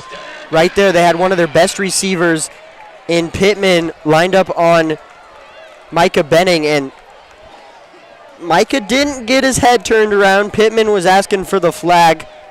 It's a 50-50 call, but let's be honest, the 50-50 calls have been borderline going Omaha Central's way.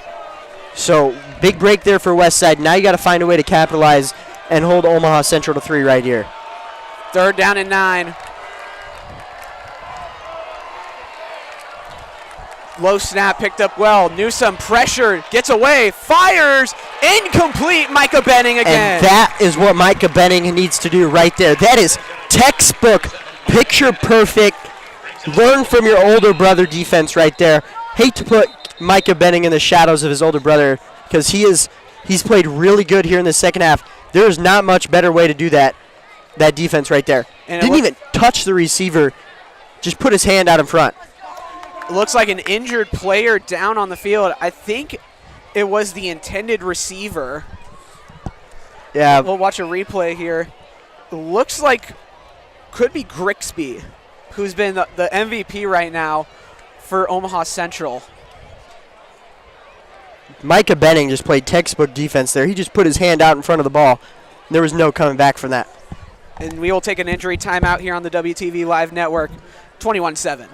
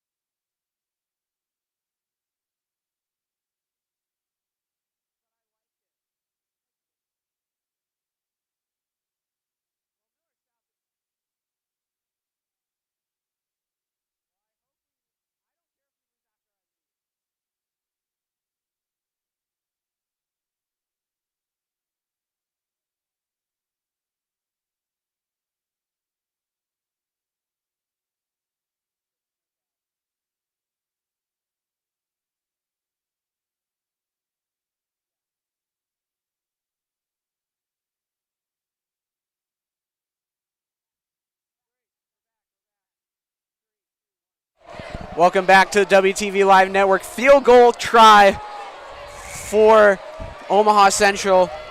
Field goals 0 for 1 today by Everett Sherlazin. That one from 46 out, this one from about 30 to get this one back to 3 possessions. Newsome to hold.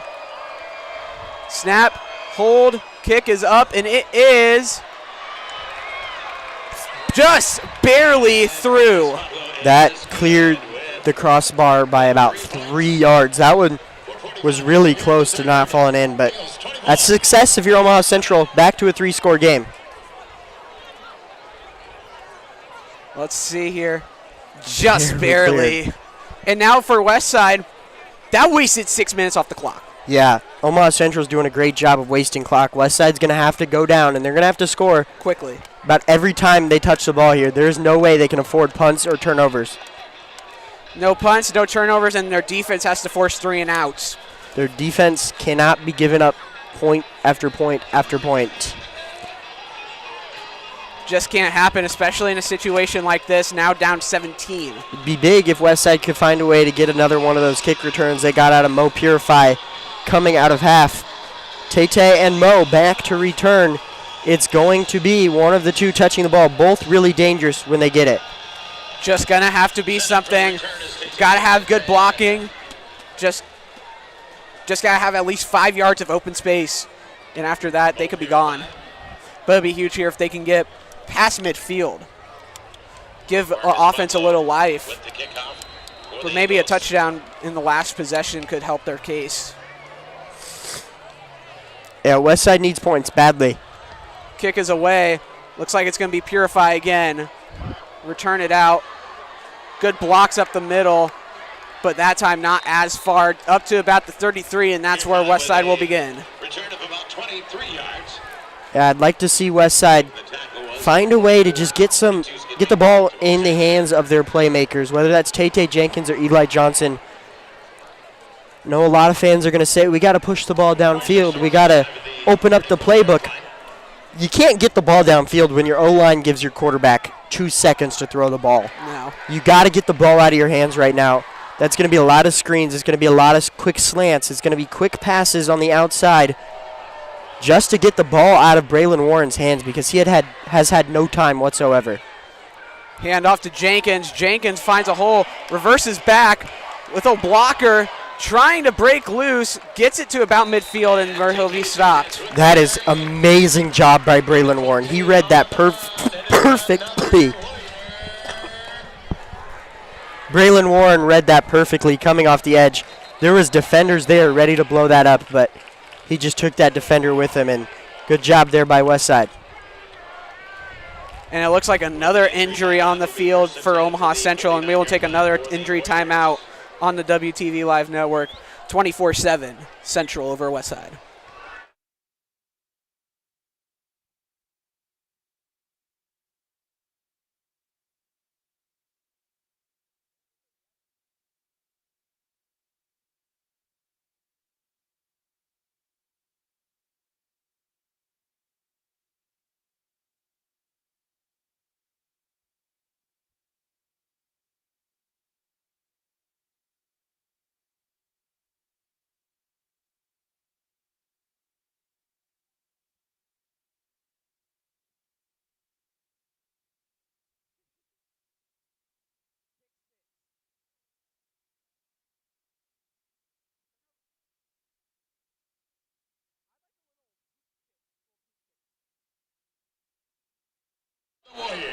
Welcome back, WTV Live Network.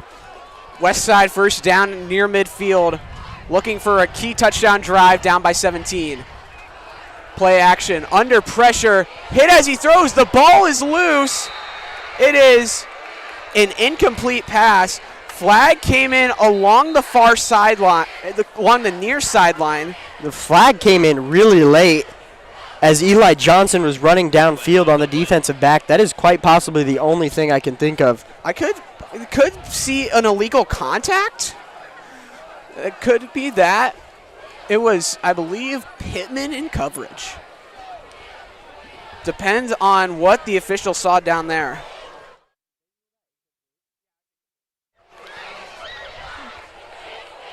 Yeah, I don't know. This near side official threw the flag, and they kind of ran down the field and threw it towards the receiver and DB. Oh, defensive holding. Yeah, that's what I saw. That was Eli Johnson running sort of a hitch and go outside the numbers, and when he did that little comeback, he got grabbed. That's where Warren was looking. He was looking down there, and he was trying to get the ball over the head of the defender. That brings Westside into Eagle territory. 4:20 left to play in the third. Warren, high snap. And Jenkins is met immediately. Loss of about 5. No time whatsoever. High snap could have contributed to the hastiness of the handoff. And now that'll put Westside behind the stick, second and 15. There was 2 white shirts in the face of Tay Jenkins before he even had the ball. The O-line right now for Westside is getting flattened on their back, and they have had no time to throw or even run the ball this game. Big plays needed for Westside to pass Warren. Under pressure, he slips.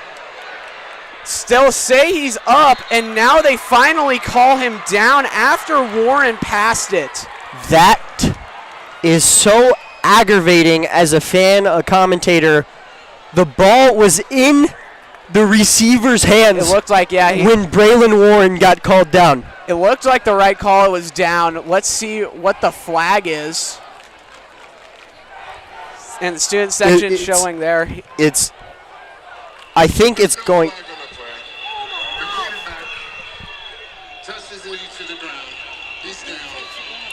That is just going to aggravate fans beyond belief. That is now the 3rd flag the officials have picked up in this game. There was really nothing that official was looking at. He got his flag stuck in his pocket, so that'll bring and then took 5 minutes to call Braylon Warren down. The receiver had the ball downfield when Braylon Warren got called down. 3rd down in a country mile. Free blitzer tosses it up, and it's underthrown and incomplete to Tay Jenkins, and that will bring up 4th down. That was open right there for Westside, but Braylon Warren was backpedaling while he had to make that throw.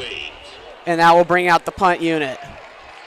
And this is getting now to crunch time scenario for Westside.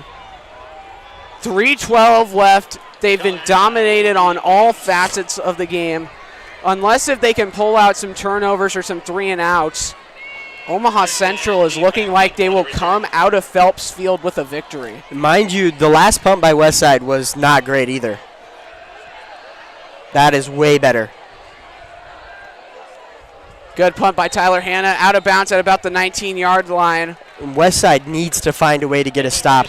Force a turnover, get some momentum going, because the offense has been unable to do that at all. And what do you do here if you're Omaha Central? You're up by 17. You have 3 minutes, 5 seconds left to go in the 3rd. You've been dominating the time of possession. You just keep running the ball? I would think so. Omaha Central's game plan has been working to a T. There's been nothing that Westside's been able to do to stop Omaha Central. I'm going to see a lot of handoffs, a lot of quarterback keepers. Keep the clock running if you're Omaha Central. Important open field tackles. You cannot let anybody get behind you. You got to keep the situation in front of you. Yeah, Westside has not made open field tackles either. Hand it off up the middle. Hit immediately. And a good stop for Westside. A gain of 2 for Haney. That time Westside much better at making open field tackles. They had multiple helmets on the ball as soon as he grabbed it. And Omaha Central is going to keep doing things like that. They're going to burn this clock really fast. They burned it all day. Now for Westside, you probably have to go for the strip here. Yeah, Westside, they need to force some turnovers. Newsome in the pistol. Pitches it out to Haney. Haney stuffed immediately in a gain of about 2. Bring up 3rd down. They badly need this stop. Westside does. Now with their running game going into a good motion, pull it back, throw it deep on the play action. That's a very real possibility. The last 2 plays have been one-on-one on the outside on both sides of the field. So be careful for Omaha Central to just pick this 1st down up via pass if Westside's going to play man coverage. Westside's worst enemy is time right now. And no, Brixby is off the field. I think he is still hurt on that last play. Low snap, designed rollout, looks, fires it to a wide open Caprice Keith. Flag on the play in the backfield. But that's going to be roughing the passer 100%. And like we said at the beginning of the half, it's Micah Benning. He got burnt there He was running too fast down the field, and that comeback route was wide open. And this flag is 100% roughing the passer. I really don't even know why there's a conversation.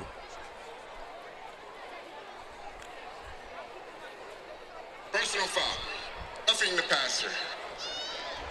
And that adds an 15-yard penalty. it adds an extra 15 yards to already a first down gainer. And that will bring it up all the way to the west side. That will bring it up to midfield.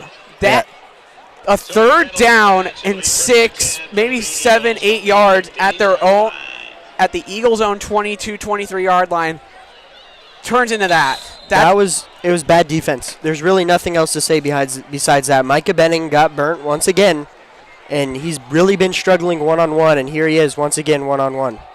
Up the middle, Haney with a hole, but Bryson Williams is there for the stop. But Kaylon Haney has just been a demon today. Yeah, right now Omaha Central's offensive line and Westside's defensive line is making Kaylon Haney look more like Justice Haynes. If you're a Nebraska fan, you remember that name from last week.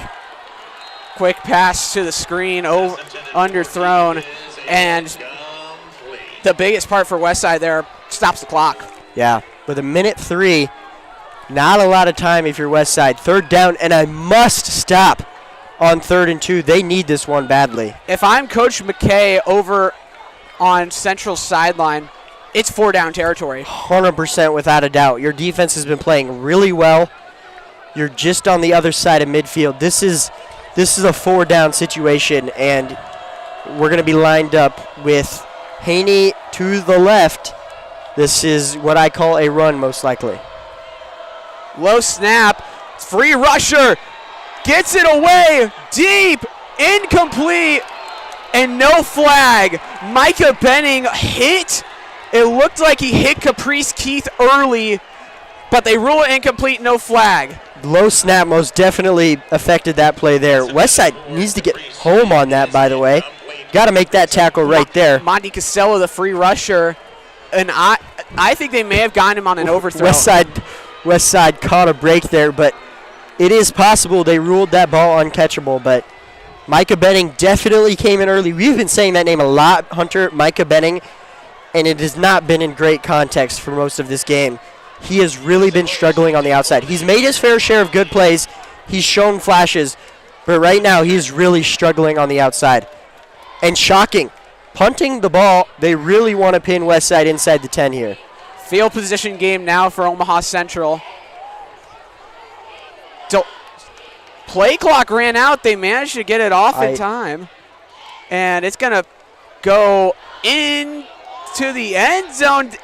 Maybe. That's a touchback. And they're going to rule it not a touchback. They're going to mark it at the 5. What a play by the gunner. I really would like to take another look at this one. Let's see. Oh, I think that one hit the goal line. If it did not hit the goal line, that is an incredible job by the Gunners of Omaha Central. That one was really close. We'll take a look at that one really once again. There's not going to be a great angle on that, but it really was close to landing on that goal line. From up here, you really can't tell. You gotta trust the official that was right in front of it. Kick returner Mo Purify is adamant that it landed on the line and in the end zone. Or Bryson Williams, sorry, but that is really a big break by Central regardless of what happened there. That is a great job. Now Westside's got a long field ahead of them with just 40 seconds left in this half. Third quarter nearly coming to a close, and I would assume Tay Jenkins is going to have to get you out of this one. And I hate to be that guy, but that was a delay game. You guys don't have a play clock on here, but there was a delay game on that punt. Coach Lamonji was screaming it, but it did not get called. Warren, designed keeper, breaks it to the outside, has a good run, gets walloped on the sideline. But gets him out it gets him out of the 5-yard line, and it'll bring up Westside another first down. Does stop the clock because it got out of bounds to set the chains, but Westside's got to get going. They need to score fast. Warren back to pass. Looks. Still looking. Fires it. Has a man open. It's Tay Jenkins. Gets it into Eagle territory. Off to the races. He reverses field and he is gone. And that is exactly what the doctor ordered. Touchdown, Westside. Touchdown, Tay Jenkins. I said this at the beginning of the half. How in the world do you lose the best player on the field? He's wide open. His defender is 10 yards behind him. There is no way to let the best player on the field get that open. That is a huge break by Westside. Heck of a job by Braylon Warren finding that. He almost hit this check down in Clinton Warren on the crossing route. But how about that, finding his running back out of the backfield on the wheel route. That is a much-needed quick score by the Warriors. And a flag before the PAT. They might get him for a false start. And right there, I want to go back to the... It's going to be on the defense real quick. I will note that. I want to go back to that replay real quick of the touchdown. And right here, a little leakage out. Pretend block, goes to the outside, reverses field, and he was gone after that. You cannot catch Tay Jenkins when he's in the flames. It's going to be offsides. And they're just going to take the declined penalty, and the kick will be good once the official relays that to everyone on the field. So that will bring it within 2 possessions. Here with 26 left to go, and with 12 minutes left, a little sign of life for Westside. Not a lot, although they may make him re-kick because they blew the play dead, which should not happen, by the way. They should just let the PAT be good, but likely they're going to make him re-kick this because the official blew his whistle. I may be an aggressiveness play right here, but you're at the 1 yard line now if you go for 2. It crossed my mind. It's an 11-score game. It would bring it to a 9. There's really not a benefit in it, but I like Dan Campbell. On the defense, penalties declined. We'll retry. And Westside's going to be forced to retry the kick. They declined the penalty though, so because you can't get too close. Otherwise, give them a little extra room. It's really hard PAT.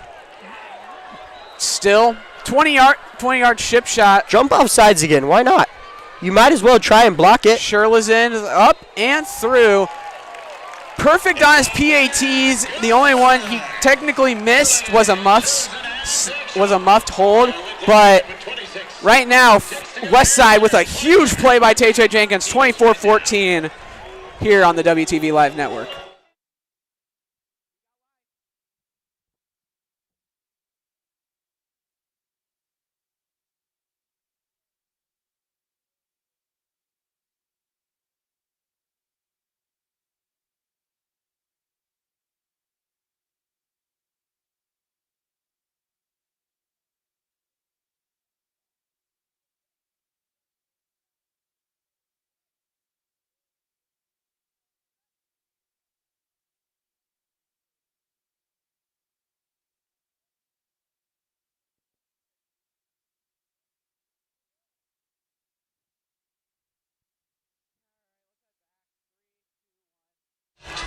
Welcome, everybody, back here to the WTV Live Network. Hunter Valapek, Zach Kastrick, and what has now become suddenly a game. Westside, a long touchdown pass to Tay Jenkins. And I want to give some credit to Coach Lamanji. 81 yards. He's a really low-tempered coach because I'll tell you right now, if I was on the sideline, I'd probably been ejected for picking up too many fouls for arguing with the officials. And that one will give Omaha Central great field position. Poor kick. Right as you get some momentum, you make a mistake, and you give Omaha Central good field position. Now right here, you held Omaha Central to a punt on your last drive. The offense has finally shown that they could move the ball with that long touchdown pass. It was a 95-yard scoring drive on 2 plays. That's the Westside I'm used to seeing. 100%. That's the Westside you're used to seeing. Right now, Westside needs to find a way to get a stop quickly. Ball. Free kick out of bounds. The ball will be placed at the 35. First down. So the Eagles with pretty solid field position. And I want to call this is a quarterback draw. Empty backfield, BJ Newsom. He's not throwing this. There's no way. Wow, how Zach, the master at the play call, gets about 6 on the play, and that should be the end of the third quarter. I sit here in the press box, and I call the play, and Westside still gave up 6 yards. That is a huge success for Omaha Central. If you can make it that obvious what you were going to run and still pick up 6 yards. Zach Kastrick, future defensive coordinator. No. I'd get ejected for arguing with officials. Well, that's why most of the coordinators sit up in the box, but that'll be in the end to the third quarter. Westside still on upset alert, 24-14 with Central moving.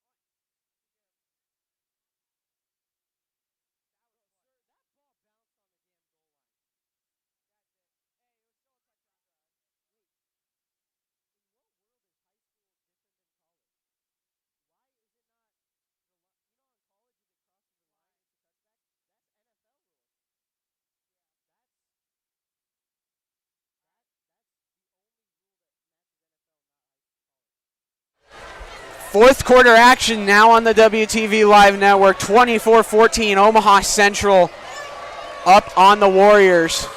Low snap, Newsom runs it and will have enough for the first down. And for Westside, that's a killer. It's going to burn clock. You know what they're going to run, and you pick up another 6 to 7 yards. It's really that simple. You got to find a way to stop it. They are making it so clear what they're going to do. Everyone in the stadium knows they're going to run the ball. It's in the fourth quarter. You're up by 10, and they're still not able to stop it. It's been good blocking by the front 5 for Omaha Central. Even better blocking on the outside by these phenomenal receivers as we see Grixby come back into the game after getting injured earlier in the third. Big key for Omaha Central. They're going to run it. And he get big run for Central up to midfield by Haney. It's really just not great tackling, but even better job of blocking by Omaha Central. It really has just been a masterclass in offensive performance and blocking by the Eagles. That'll bring up 2nd and 5, and they are going to bleed every second from this play clock as they can. Every 2 plays equals probably a minute. Yeah, there's no reason to snap the ball with over 5 seconds on the play clock. And how about this? Jumbo formation, it's obvious run. And he finds a hole down the sideline. One man to beat. He beats him. Haney is in. Touchdown Eagles. And that could just well be the dagger in Westside. You gotta make tackles. There's no other way to say it. They had a chance at a tackle, and Haney kind of pushed him forward. Pushed a Derrick Henry stiff arm into the Westside defense, and the story of the game, missed tackles, remains. That is very uncharacteristic by Coach Lamanji football team, but it has just been a struggle.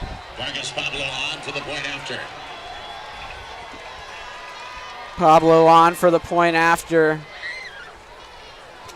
Up and through. And it is 31-14, and we will take another break here on the WTV Live Network. 10:30 left to go in the fourth.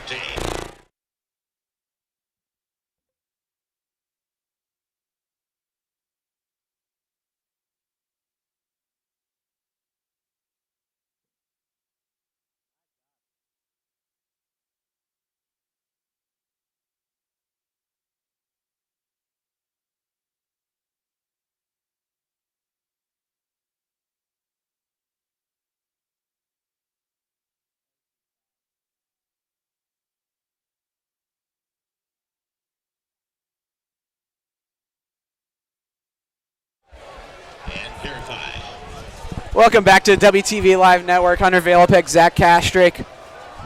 I still have no words for this. 31-14, Central leads it over Westside, and a key drive for the Warriors on second down and about 5. You let a run play go through the gap and gone for a touchdown. Yeah, missed tackles by missed tackles. There's really not much more to say. At Westside has been incapable of making an open field tackle on really, it hasn't mattered who it is, whether it's Grigsby, whether it's Newsome or Haney. Any of the receivers or running backs and even the quarterback have just been breaking tackles really easily against this Westside secondary. 3-possession game, and you're going to need a quick score if you're Westside, and then an onside kick. Yeah, Westside has not been able to really get the ball downfield either. And they're going to mark Purified down. That is not a good move, and now from bad to worse. It's from worse to even worse, I'd say. Yeah, Westside has been struggling, and right now you got to find a way to get the ball downfield fast. And in order to do that, you need good offensive line blocking to get the receivers down the field. And Westside has not been able to do that at all.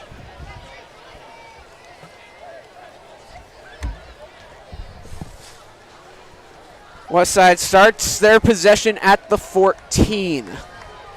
Down by 3 possessions. Gotta go quick here, get a touchdown. Probably under 3 minutes. Get an onside kick. Score a touchdown after that. Another onside kick. Another touchdown after that. Gonna hand it off to Jenkins.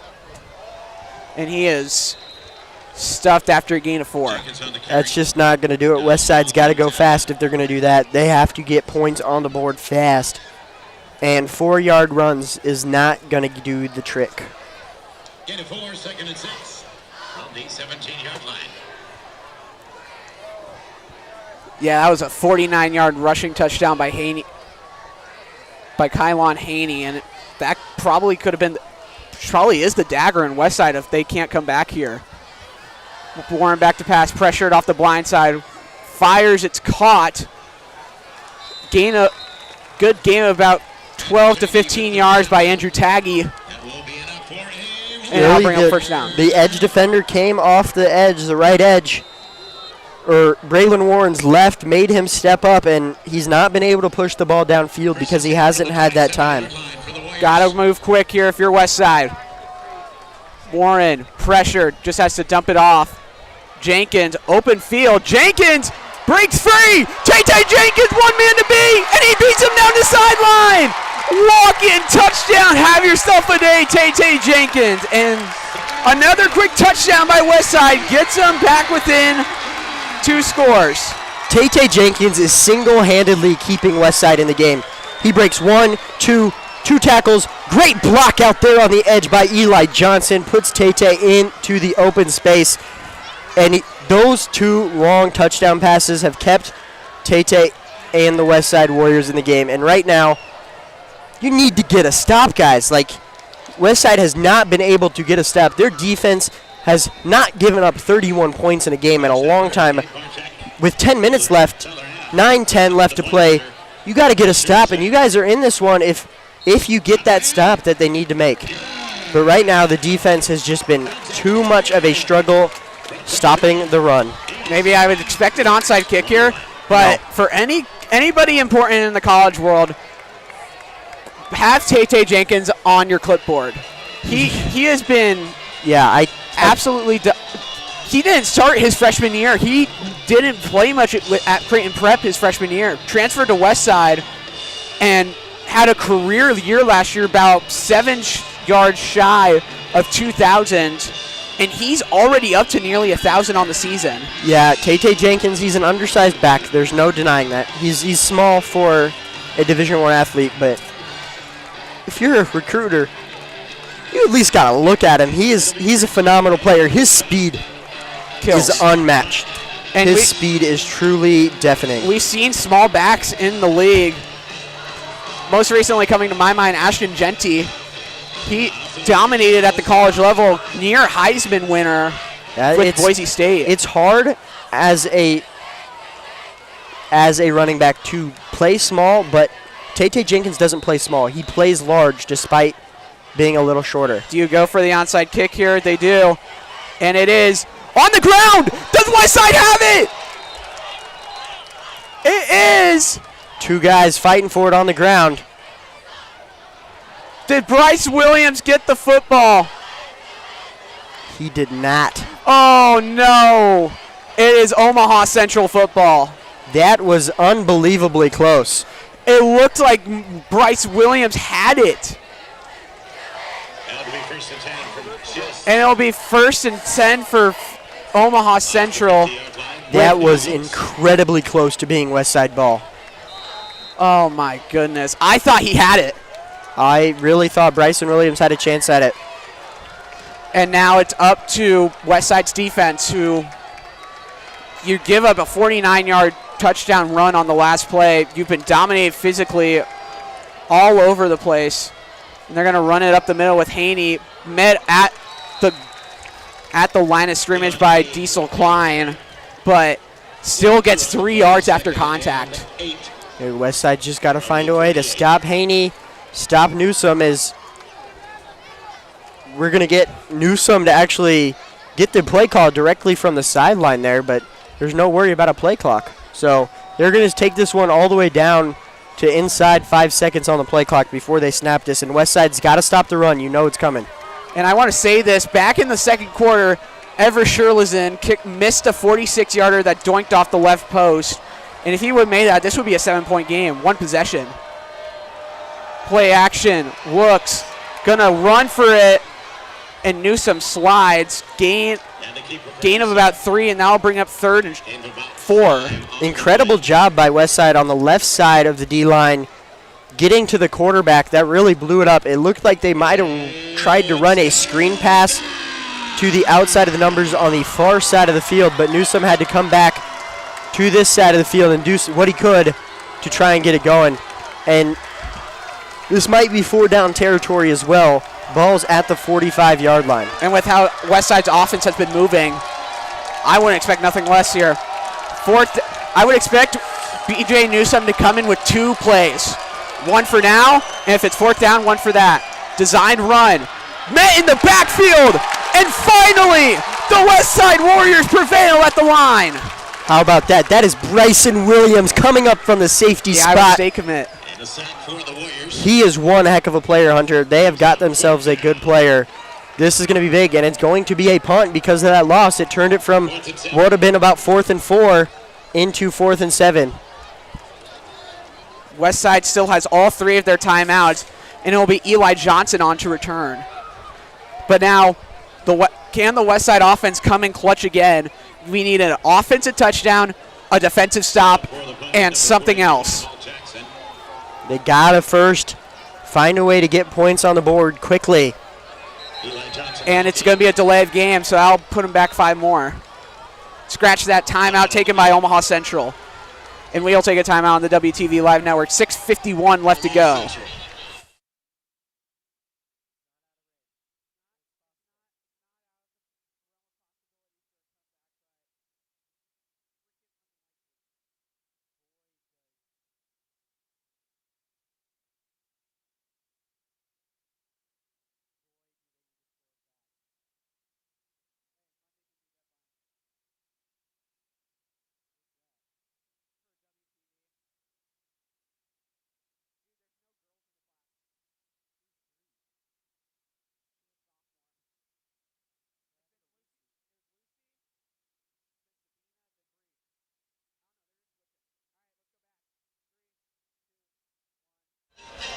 Welcome back to WTV Live Network. Still shock and awe by Omaha Central as they hold a commanding 10-point lead. And the scoreboard doesn't say it enough. Omaha Central's, mainly on their offense, have been dominant. Yeah, they've really just been blocking phenomenal. And really, their 2 big mistakes have been long Tay Jenkins runs or receiving touchdowns. High spiraling punt taken out of bounds. Another long set of field for Westside to go. In the last 2 possessions, it's been Tay Jenkins taking it to the house on deep receiving touchdowns. They need to find a way to possibly replicate that. It's been all the Tay Jenkins show 72-yard run on the last Westside possession. And it was 81 yards on the one in the third. So Westside needs to find a way to possibly replicate that and get on the board fast. Tate Jenkins, 101 on the ground, 168 through the air. That is a Tate Jenkins stat line, but he might need more if Westside's going to come back. Under pressure, empty pocket, tries to escape, he does. Will barrel into the defender in a gain of about 9, and Westside got to go hurry up. You don't got time to dilly-dally. Middlebrook there on the stop. And for Westside, if you have to settle with a field goal, settle with a field goal. It's not the end of the world if they get stopped and have to kick a field goal, but a touchdown would be really nice. And an injured player for Omaha Central, and we will take an injury timeout on the WTV Live Network.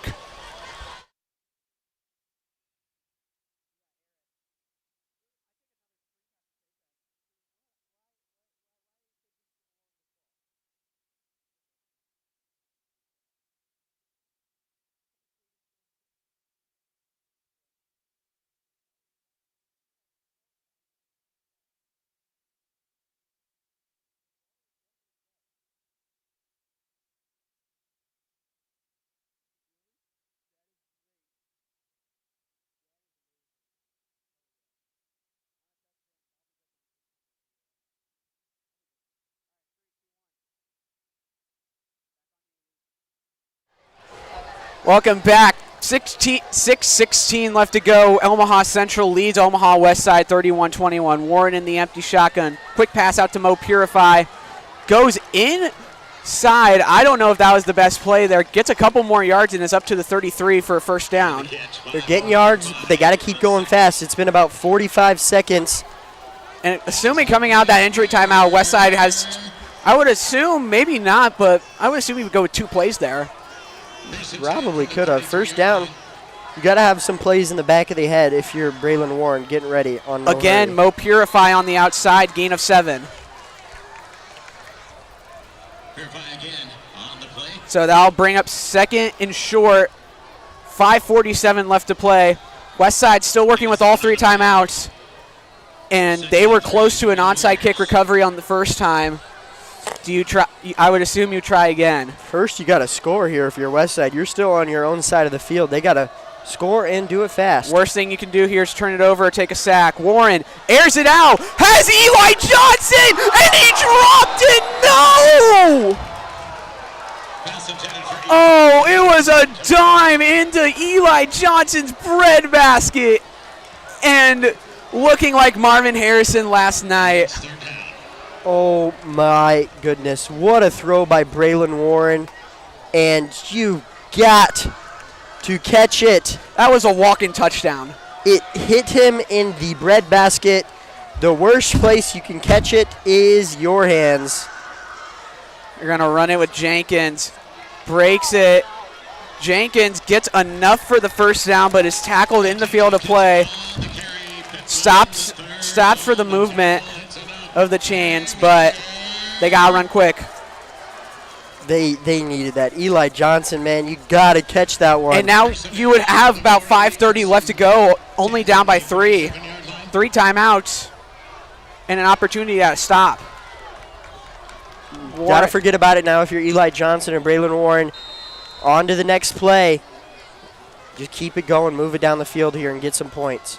Warren, empty shotgun, rolls, has Gonzalez, and he throws it away. And it's Torrey Pittman on the interception, breaking tackles, and in double coverage, he throws it directly to the Nebraska 5-star. Oh, my goodness. That was just an underthrow. Oh, he had Gonzalez. He really had the receiver there, but he just didn't give his receiver a chance at all.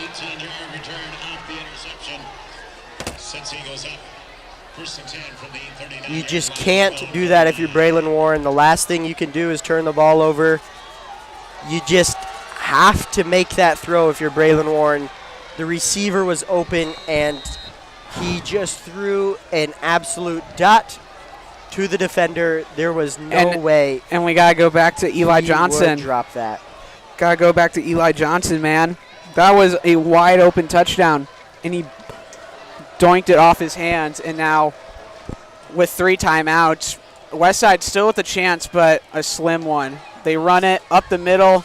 Haney, good gain, and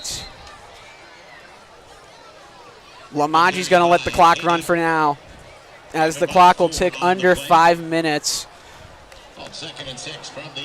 And even if Westside does get it back, they're going to be smacked back behind in their own territory.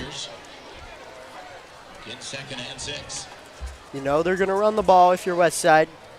Drain. First things first, stop the run. And I think they might take a timeout here with 1 second left on the play clock. And that's exactly what they're going to do. Perfect timing, 4:29 left to play. And Omaha Central takes a timeout, and we will take a timeout on the WTV Live Network.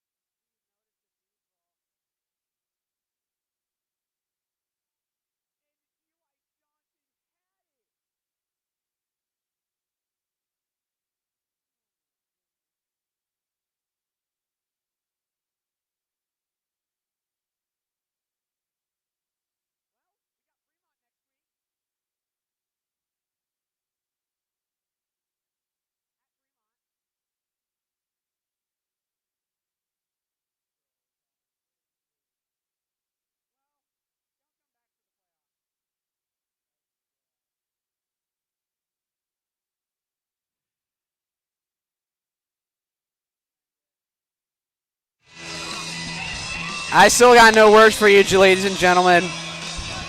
31-21, Omaha Central has come into Phelps Field with the game on their shoulders and a first down away from almost surefire victory. Haney runs it, bulldozing his way, and he's got a first. And I still have no words. They know the run's coming. Yeah, Westside's defensive line has not been able to do anything. Omaha Central has just done an amazing job blocking Westside's defensive line. They have had holes on holes and gaps on gaps. And Haney, as soon as he hits contact, he's still finding a way to get positive yards. Now, if you're Coach Lamaji, do you think about using your timeouts? I don't know. I think it's still too early to start taking your timeouts. It's still a 2-score game. You just got to find a way to get a stop. No matter what down it is, you know they're running the ball, and their D-line has gotten no push whatsoever. Runs it up the middle. Haney breaks a tackle, and he nearly escapes. Only Reed McIntyre was there to make the stop, and another chain mover. You just look here, look at Omaha Central's offensive line. They're just pushing Westside back so quickly, so strongly, and Reed McIntyre had to make a touchdown-saving tackle. They are 7 of 11 on third downs today. That has been the biggest part of the game, and they have had over 300 yards offensively. Kaylon Haney now has over 130 yards rushing. Pack the box at this point, sell out on the run. Gonna run it to the outside, and breaking loose is Newsom as he slides down for another Omaha Central first down. And now Central's actually getting into field goal range as well. Westside has just not been able to stop Central. Look at this again. Great job setting the edge by the Omaha Central offensive line. And it's just green grass upon green grass for the men in white. Clock ticks under 3 minutes. Letting this play clock bleed. You're going to run it up the gut and nowhere to go. Good stop. And now And again, the keeper for Haney. I think Coach Lamanji used his first timeout. 2:33 left to play. Westside has to get a stop like now. They needed a stop about 5 minutes ago. But And they could have had a touchdown three minutes ago. yeah, big drop by Eli Johnson. That was really costly. Fans, please stay off the field after the game has completed. We appreciate your cooperation. We take a break here on the WTV Live Network. Once again, Omaha Central 1 first down away from victory.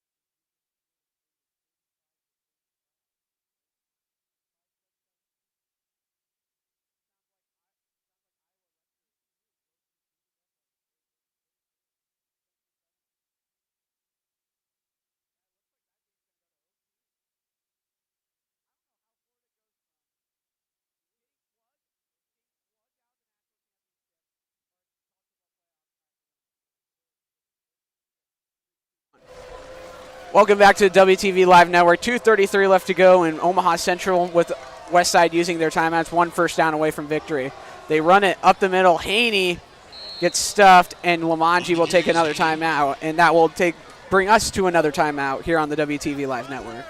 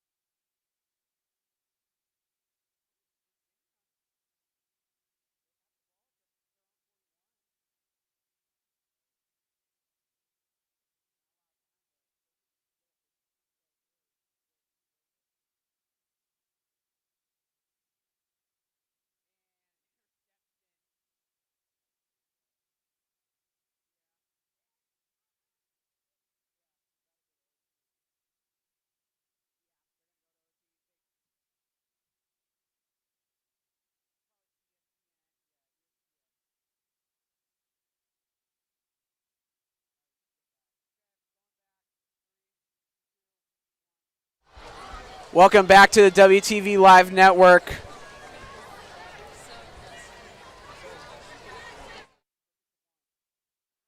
Do your job. Omaha Central had an injured player on the ground, but Westside still used their timeout. You have to, otherwise the clock will start when the play clock starts. So 1 timeout left for Lamanji. Got to get a stop here if you're Westside.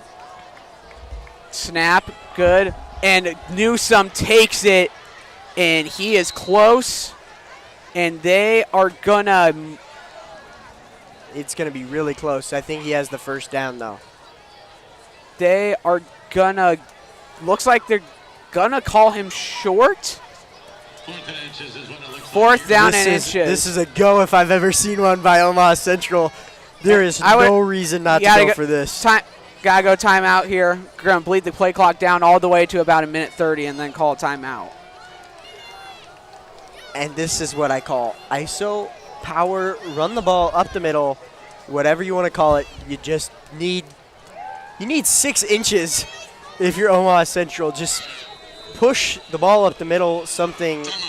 And Westside, you got to put essentially 11 guys on the line of scrimmage, and they have had no way to push back on the Omaha Central offensive line. So this is fairly, honestly, should be kind of an easy first down Another if you're Westside or Central. Another break here on the WTV Live Network. Central 6 inches away from victory.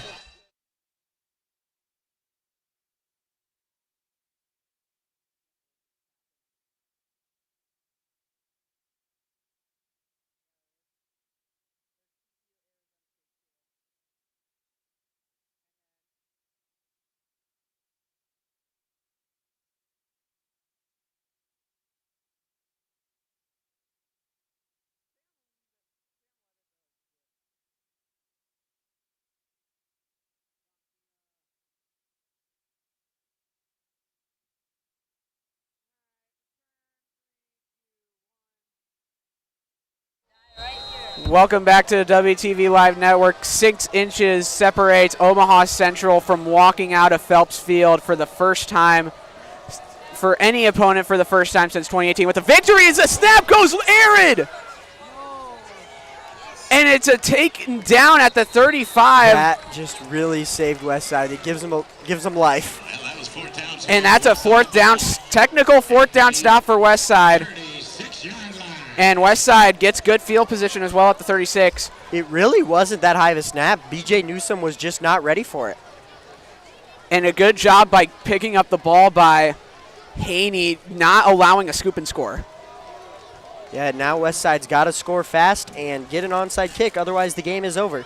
So I would, if I were Coach Lamonji here, I would get down, if I'm within the 30-yard line and there's under 30 seconds left, kick a field goal. It's a possibility. The touchdown is always the thing you want to score first. Please put 1 minute, 34 seconds on They're going to put extra 4 seconds, which is big 4 seconds. Westside has to score fast. Get the ball downfield. Do it fast. Westside's had receivers downfield open in this fourth quarter. One was an underthrow interception by Braylon Warren. The other was a wide open drop by Eli Johnson. Warren pressured. Gets it away. It is caught on the sideline. Clock will continue to tick after the sticks. Yeah, he did not get out of bounds since when you land on the ground, the clock continues to tick. And this is about the worst spot you can be in if you're Westside against a secondary of Pittman. Throws it, caught. Johnson hit hard. Did he get enough, though, for the first down? They did. That'll stop the clock. Stop the clock in the meantime. Just got to keep doing that if you're Westside. Got to get points. Got to do it fast. Braylon Warren's got to have those plays ready. Westside's got to go. Warren, empty back. Looking. Fires it. It is caught. And the clock's still running. The clock's going to be running since he got pushed backwards. Just run out of bounds if you're the receiver there. You got to do that if you're Mo Purify. And the clock seems to be stopped. That's bad clock. The referee is yelling at him to start the clock and finally gets started. Westside got bailed out there. Some Home time field left. clock. And a time could be a timeout taken. It's going to be a false start. False start on what I think they're pointing at Bryson Williams. Dead ball. False start. Offense. Number 28. Indeed, it was a false start on Bryson Williams. I do have to ask this, Zach. You're kind of a rule knower. Would there be a 10-second runoff there? I do not believe that exists in high school, but that is a great shout. Okay, and a false start. I think Westside offense was confused about the whistle. And there's going to be a second back. That's very aggravating if you're Westside. The official blew his whistle to say start the clock. And then that's when the flag got thrown, when he blew that whistle. That's really a confusing situation because the clock runs when the official says it. And that is the right call there. The ball really hadn't been set to snap. You can't have anything happen before the ball is set. And that's what they're telling the coach there. What happened, make it easy to understand. The ball was set, but it was not able to be snapped. Really, there should be somebody standing in front of the quarterback preventing him from snap it. And once the official waves his arm right now, The clock starts. Now you can snap the ball. Clock ticks under a minute. Warren going to dump it to Jenkins. Has some open field, an open field tackle. 3rd down and 12. Jenkins loses a yard on the play. 45 seconds and counting. 3rd and 10. As the clock ticks, Westside hopes of victory fades in the light. Warren has to go deep.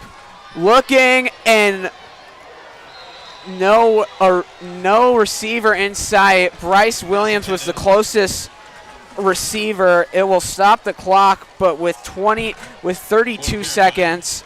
Really not in field goal range. It'd be a 55, 60-yard field goal. And Bryson Williams Sherlizan has missed from fell 46. down there. He was asking for a flag, but he didn't get one. This is the game right here, 4th and 10. And even if they get it, it's not looking good for the Warriors. Warren looks, fires, it's caught. Did he get enough for the first down is the question. It was Eli Johnson, and they're going to give him the first down. Quick pass, 4 seconds taken off. And now you got to think here, do you send out your field goal unit? You don't. You really don't. That's not what you do. Now they got to score, get an onside kick, kick a field goal, all in under 30 seconds. That is exactly what they have to do, Hunter. All in 28 seconds. Warren looks, gonna have to go for the deep ball. Throws it, it's caught inside the 10-yard line. And you got to score on this play if you're Westside. Andrew Taggy with the reception. And now that you're inside the 10 and it is goal to go, there is no way They're gonna spike it. There's no way to stop the clock now. And there's a flag. Offsides. It's gonna be offsides. Offsides on the spike. That'll give Westside 2.5 more yards.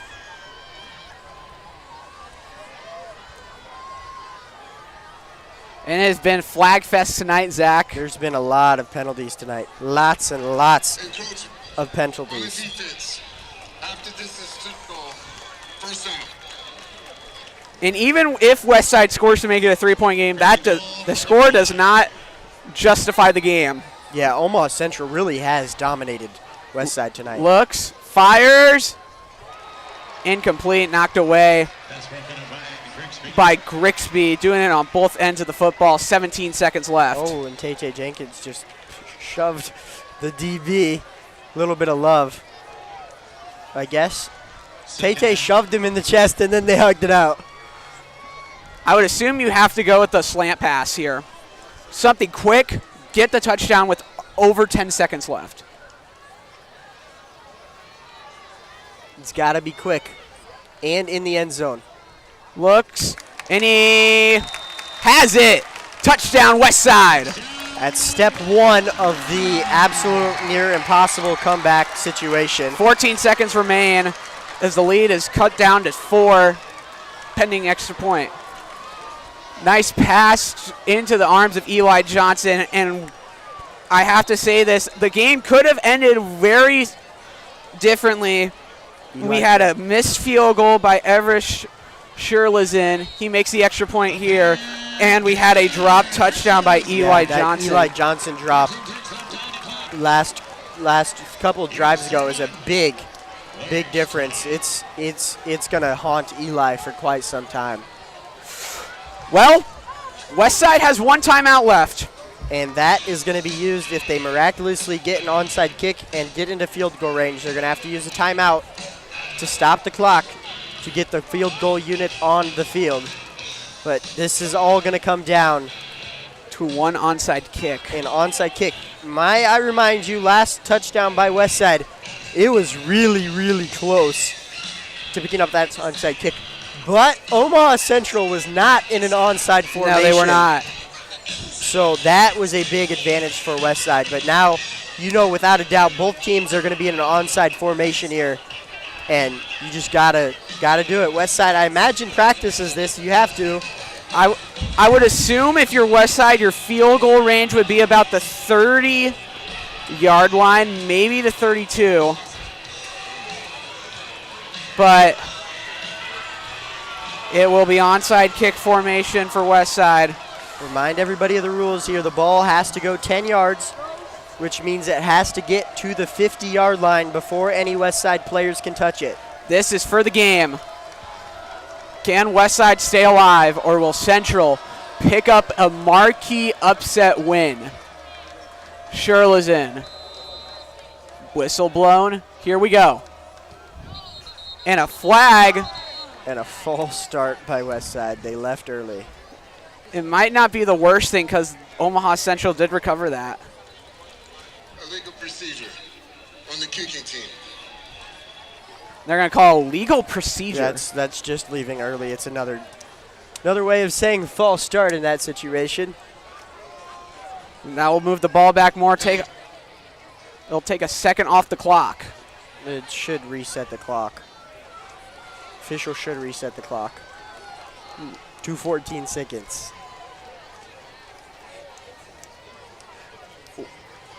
I think Central's offense is out on the field. I think they might. Okay, now they're bringing it back. I think Central's offense thought. That's a 5-yard penalty. We'll re-kick. Yeah, there's no way you can decline that penalty since it was pre-snap. It's a dead ball penalty. Well, second time for Westside. Part one of their miraculous comeback plan succeeded, but now with 13 seconds, onside kick, big chunk play, field goal. That's the ultimate 1% play. Onside kick. That's the ultimate 1% play. It's hard to recover onside kicks, but Westside's got to do it or it's game. Please set the play clock to 14 seconds. And they will put that second back on the play clock. Westside gets their extra second back. And now Shrislin got to do it all over again. And Westside, they had the right idea. You got to time that kick perfectly to get to that ball when it reaches that 10-yard mark. But that time, they left a little bit early. It will be the 45-yard line for the game. They still need to set the play clock. 14 seconds. It's not working. And the PA announcer just told the official the clock is not working, which means they might have to keep track of the clock on the field. How anticlimactic this is. Long pause for both teams out here on the field. Our clock is failing us. And now the officials will go discuss.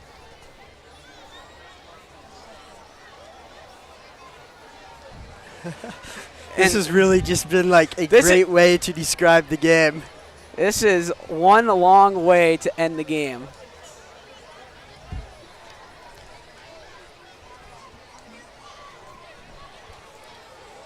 One great way to describe the game. We'll see how long they can drag this one out. I will keep the clock on the field. And they are going to keep the clock on the field. Westside needs to get it to the 45-yard line to have an eligible recovery. Sherla's in. Nearly had a first onside kick recovery. Special teams have been clutch, especially last week for Westside. Can they do it again? Here we go. Second time. And it is on the ground. It is recovered by Omaha Central. That is ball game. And that will be the ball game, folks. The Eagles storm into Westside and exit with a victory.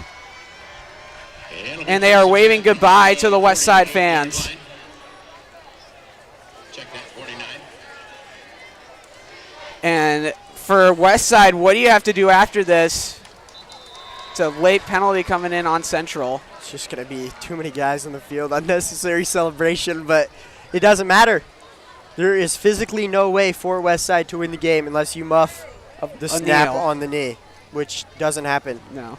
This is the first loss at home for the Westside Warriors since 10/24/2019. That is nearly 6 years, Hunter, that Westside has not lost a game on this field. On number 28, the receiving team. 15-yard penalty. Big first down. They get an unsportsmanlike penalty, push him back 15 yards, but it doesn't matter. Knee and the game is over. And if you're Omaha Westside, what do you have to do after this? You have Fremont next week, and you're coming off a less than stellar game, still a victory against Bellevue West. I'll tell you one thing right now. I would not like to see what practice is going to look like this week for Westside. Coach Lamanji might be making these teams run some sprints. Maybe some stairs, and that will do it. Clock will run down, and we have ourselves a final. Well, they stopped the clock. Come on, man. Timeout. Westside. What? Westside called their timeout. Oh my. Please put 10 back on the clock. That's really going to make some fans mad, specifically the head coach of Omaha Central. That is, a lot of coaches won't call their timeout in that situation, but hey, give your team every possible opportunity. Maybe somehow, some way, they muff a snap here on the kneel, but that really just doesn't happen. And that'll do it. Central gets a marquee upset, and Westside loses at home for the first time since 2019. An absolute well-deserved celebration here by Omaha Central. This is a big stunner, and it's a three-point win for the Eagles. But my goodness, did they really kind of dominate Westside in this game? The blocking was absolutely sensational by the Omaha Central Eagles. There is no other way to describe that. That is a very well-deserved win. They won this one single-handedly.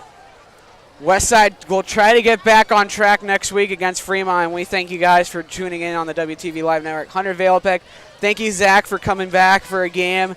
Not the outcome I expected, not the outcome you expected, but it was a good game nonetheless. We thank you guys for tuning in. Upset for Omaha Central as they storm into Phelps Field and take a victory away from Westside. Final is 31-28, Omaha Central over Westside. Have a good night, everyone.